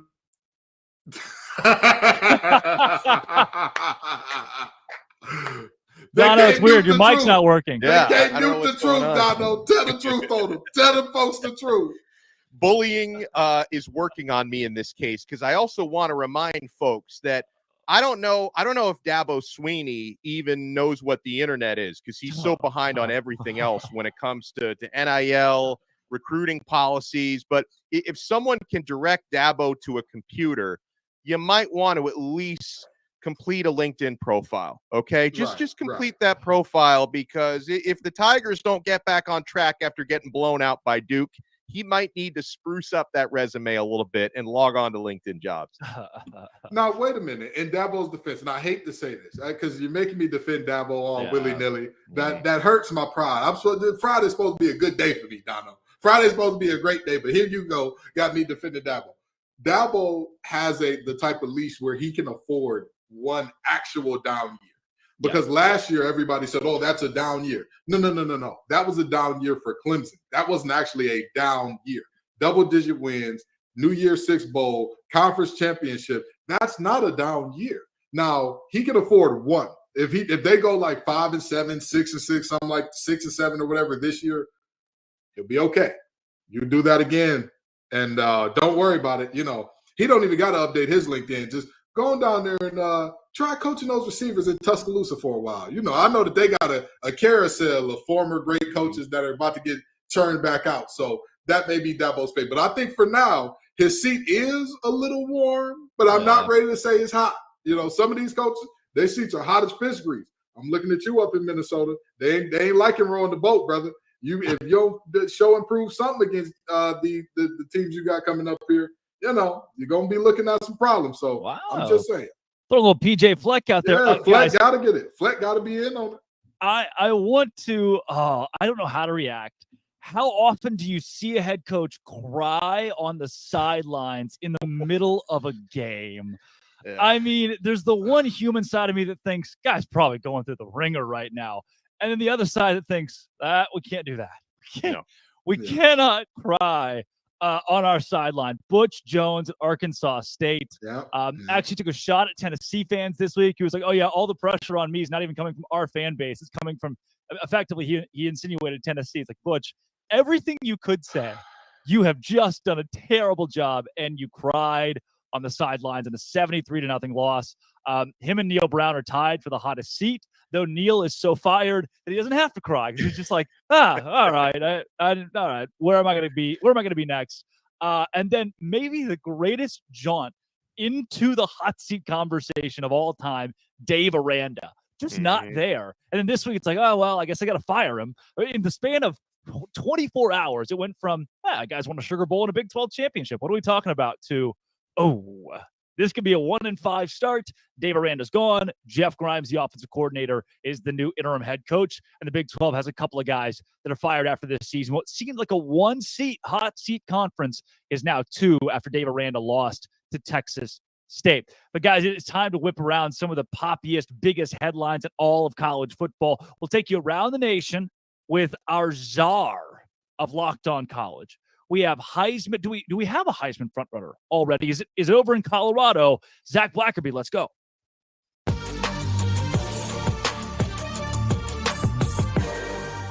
It's a Blackerby Blitz on College Football Kickoff Live. Zach Blackerby, host of Locked On Auburn, also the savant of the college channel.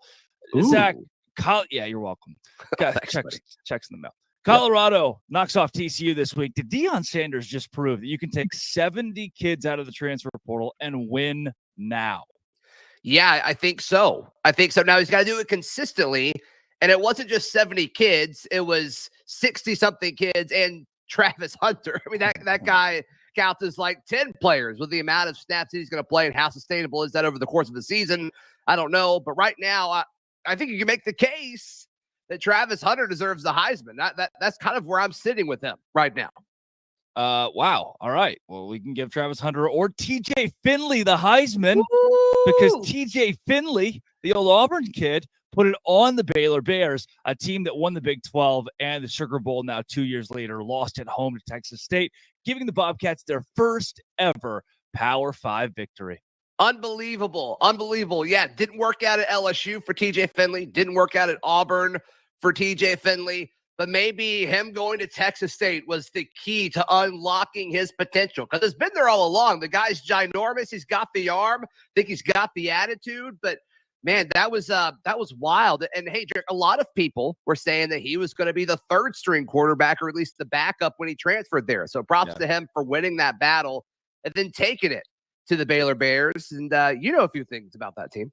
I do. I was in the house for a historic upset. It was either him or Malik Hornsby. So a great transfer class at Texas State. Again, proving that you'd rather have 30 juniors in college from a different school than 30 freshmen in a recruiting cycle now in college football. Zach will take it to Ames, Iowa, where where half of the Iowa State football team is no longer on the football team due to a betting scandal where some were even betting on games they were playing in, including former starting quarterback Hunter Deckers. What do you make of college kids betting on their own games? I mean, it seems like it was so widespread within their locker room. How does somebody not step up and say, hey, guys, not only is this wrong, this is very illegal and much bigger than just football. It's just amazing. I mean, nobody stepped up and said anything, Drake, that there was some kind of like culture of betting within the locker room. Very corrupt, very stupid. Let's just be very clear here how dumb this is. And yeah, it's really wrecked the program that already wasn't in the best spot anyway. Now, if you are not a college football player, you can go to FanDuel, which is a proud betting sponsor and partner of the Locked On Podcast Network. That's right. Zach, Caleb Williams' dad came out this week and said that if he's drafted number 1 overall and doesn't like where he's going, he'll just come back to college and make even more money through NIL. What do you think about the old John Elway story coming back? Well, he's getting money, from Nissan because of the Heisman House? He's getting money from Dr. Pepper. It seems like that commercial's on my TV every time a football game goes to a commercial break. So I'm sure he's being well taken care of. And I think this is some of the beauty of NIL. I think we saw it most impact college baseball when a lot of guys chose to not go play in the minors for 20 grand a year, when instead they can make 20 grand a year and also have all this access, to the college facilities. I think you're going to see some guys say, no, my gig right now is better than if I were to go to the NFL. And I think you're going to see it more in the later rounds. It's kind of interesting seeing it with a potential number 1 overall pick. But when you win the Heisman, you get that cheddar from more than just your school's collective, Drake. And I think, I don't know if he's going to necessarily make more in college, but look, I don't know if I'd want to go play for the Cardinals either. So I do not blame Caleb Williams if this is all true. Well, look at Shedeur Sanders at Colorado. He gets the win at quarterback, and now he's multi-millionaire through NIL, making more money than Joe Burrow's base this season. Does that show, hey, look, we're at an age, the longer you stay in college, the better if you're that guy? Yeah, if you're that guy, it's all about, the name, image, and likeness. I think NIL shifted to, almost some pay for play with all these collectives popping up. But it is more than that. At the core of it, it is still about NIL. And these folks that are making a lot of money, I cover Auburn, Swinney Lee, the best gymnast in the world. She's a gold medalist, for the most recent Olympics. She made a ton of money, but it really wasn't from Auburn. It was from Dancing with the Stars and all these other big brands that partnered with her. And if you're that big, you deserve that sort of money. And you probably have more freedom to do that at the college level than you would in the NFL. Couple more, Zach. We'll take you back out to the South. Clemson Tigers got drubbed by the Duke Blue Devils. Yikes. And Dabo is in Spain without the S. What do we do about Dabo Swinney? I think you got to start asking the question, if he doesn't have the best quarterback in the country, how good of a coach is he actually? I mean, this is a guy who had loaded teams with Taj Boyd, and he was throwing to guys like DeAndre Hopkins and Arkevius Bryant, I believe, was on that team as well. Andre Ellington, and they couldn't get it done with that roster. But hey, Trevor Lawrence was really, really good. Deshaun Watson was really, really good. Kind of makes you wonder, if he doesn't have the best quarterback in college football, how good of a coach is he? Chad Morris is on staff. That's all you need to know, Zach. Oh my gosh. Why do people keep hiring him? It doesn't make any sense. Offensive assistant at Clemson.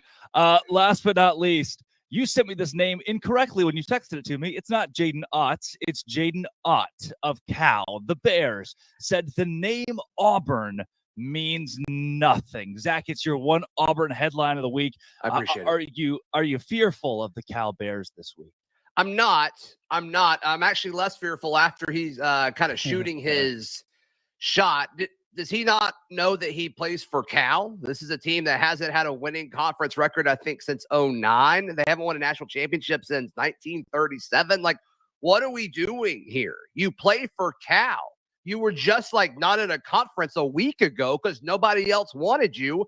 And you're having to stoop to the level of joining a conference where the rest of the schools are 12 hours away from you because you don't really have a say in the matter. So we'll certainly see. It's going to be the latest kickoff in Auburn football history. I think that may impact the Tigers, unfortunately. But look, I'm all for it. We're not going to get a whole lot of opportunities for this. ACC After Dark. How about that? Gross. That's Zach Blackerby, host of Locked On Auburn and the savant of the Locked On College Football podcast, right here on College Football Kickoff Live.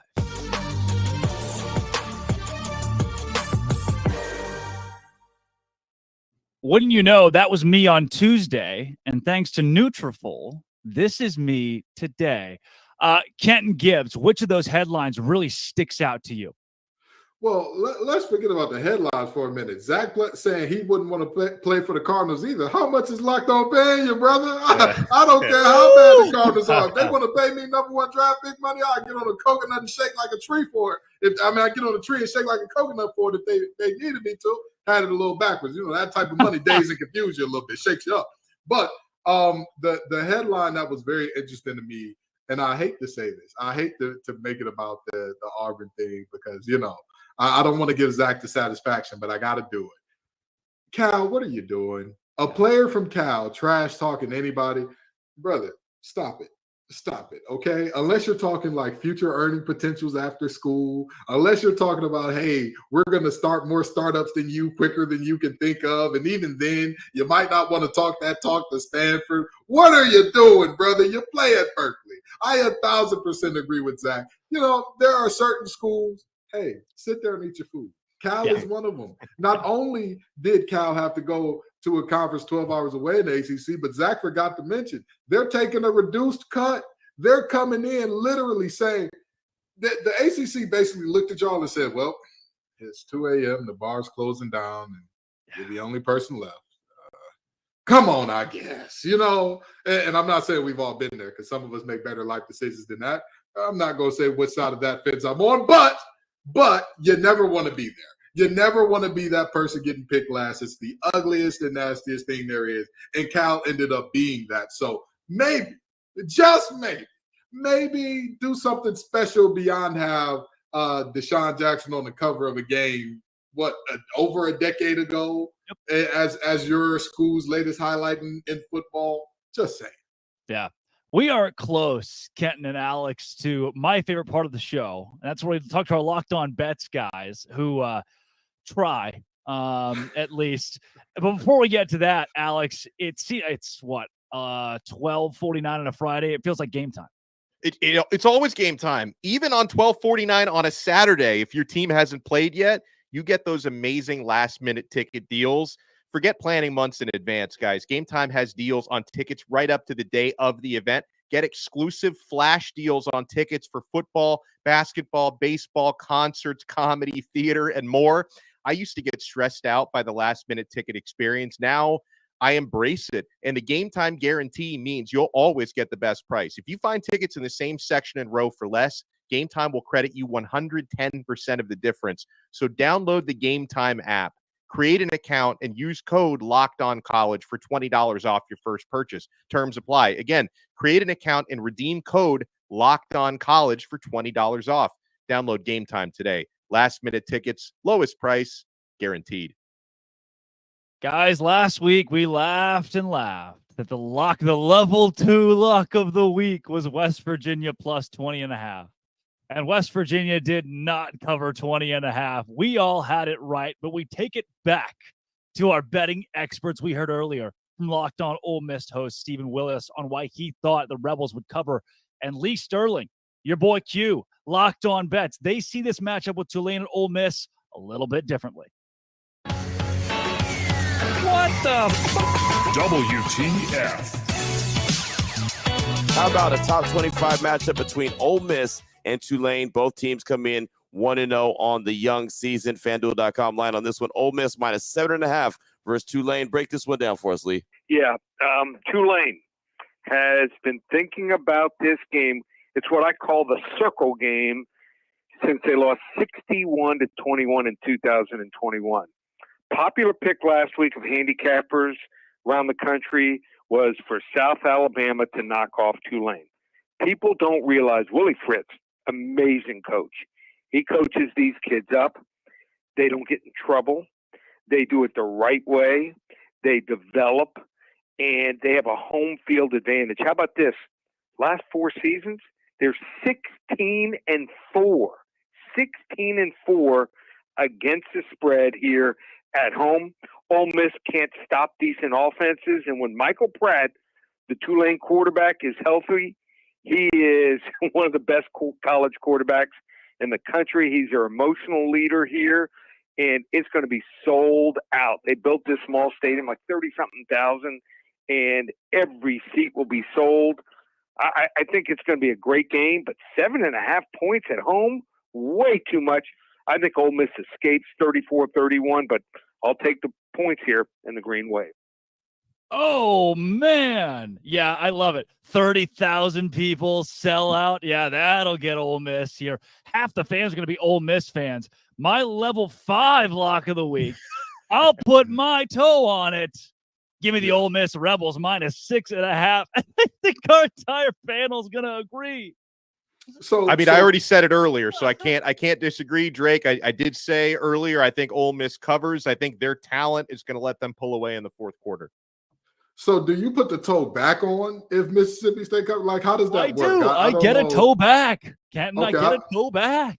I don't know if rigor mortis was set in the toe by that point. It'd be, I don't even know what that means, Ken. I don't even you're using French words now. What are we doing here? Fair enough. This is America. I'll speak American. And I'm going to speak some very plain, locked on level 8 host talk here. The truth is, I don't know why our locked on bets guys want to cost these people money. I don't know what's going on. I don't know if they got an inside deal with FanDuel or something. Like, hey, we'll feed them bad info. Y'all put a little extra in our pot. But boy, I'll tell you what, I don't see, again, is it possible? Is there a world in the multiverse where Tulane makes that type of game? Sure. But I think the most likely outcome here is that Ole Miss, Tulane plays them close. They keep it close, but Ole Miss just pulls away late, and they pull away enough to where they cover.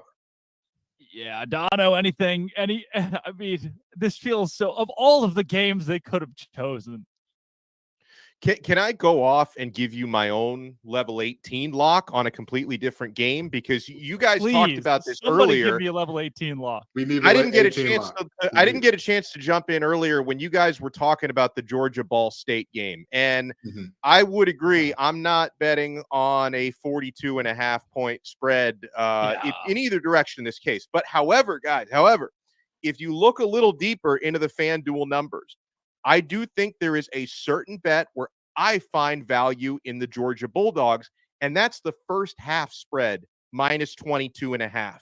I see that one playing out, fellas, because Kenton, you hit the nail on the head earlier when you talk about, trying to go, picking a team to win a game by 43 points.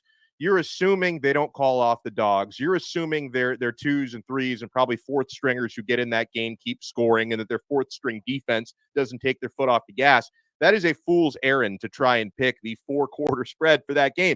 But Georgia, they're going to have their starters in for at least a quarter for the better part of the first half. I think they're going to be up by more than 23 points at halftime. So I take Georgia minus 22.5 for the first half spread. That is a level 18 lock. Yes.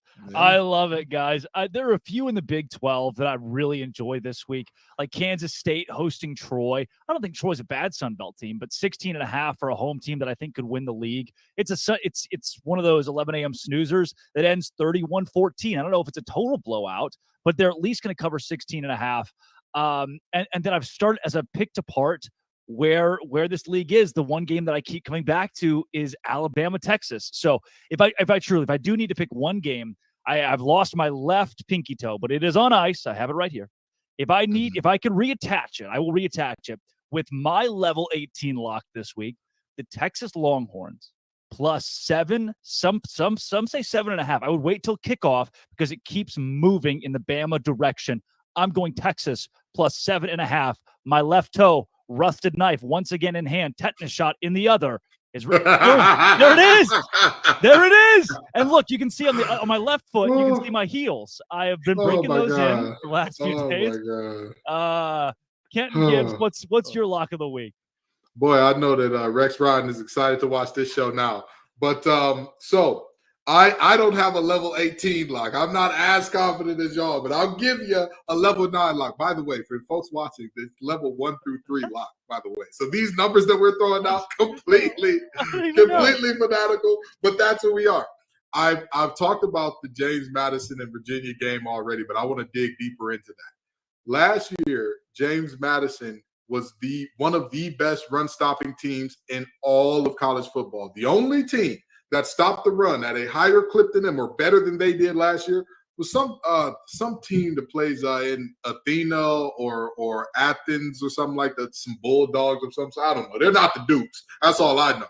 And that team is going to be looking at a Virginia team that, objectively speaking, the wide receiver talent isn't really there. The best thing that they've got is a running back core that's fairly deep and all that. And when I look at that matchup, I say to myself, 6.5 is generous because if James Madison wins by a touchdown, they get this thing done. I'm going to give you a direct quote from Tony Elliott last week. Us playing this game is a win. That was his quote about playing against Tennessee last week. Literally, them fielding a team and playing a game was a win. And mind you, with the tragedy that happened, they had not played the last 2 or 3 games of the season. So I understand that. But with that being said, James Madison ain't going to feel sorry for you, buddy. That's not – there's no moral victories. There's no show up and we're happy for James Madison. James Madison going to show up and say, this is our state. We got to prove that this is our state. And we'll see the Dukes do more than put their Dukes up and win this one handily. I love it. 2-minute warning, guys. 30 seconds. Dono, your biggest take this weekend. My biggest take this weekend is that I don't hear Miami getting a whole lot of respect. I mean, I guess it's not too surprised that the Locked On Aggies host is going to pick Texas A&M to cover. Yeah. Chris Gordy, he's caping up for the SEC. He's got Texas A&M covering no problem. I am really, really curious to see how that game between Miami and Texas A&M plays out at 3:30 p.m. tomorrow at Hard Rock Stadium. But, this reminds me, we had a conversation about Colorado and all the new scholarship players. 30 seconds, Dono. All right. Well, Miami's got a much different roster this year, and I think it's going to be a much different game. Kenton Gibbs, he cut into your time. 28 seconds. SEC, this is your weekend to redeem yourself out of conference. If y'all get embarrassed by the Power 5 conferences you play again, y'all got to change the slogan. It can't just mean more if y'all are sitting up here losing to UNC, getting whooped on by Florida State, losing to Miami, losing to everybody and their mama, Utah, without Cam Rising. And don't cut me off, Brandon. You can't have that and say it means more. Boom. The Big 12. Texas Tech beats Oregon. Baylor beats Utah. Texas beats Alabama. The trifecta to cover up a terrible weekend last weekend, and I'm not biased. Neither is Alex Dono of Locked On Canes. Kenton Gibbs of Locked On ACC, and I'm Drake Toll of Locked On Big 12. This has been College Football Kickoff Live. Thank you for making it your lunchtime listen every single Friday.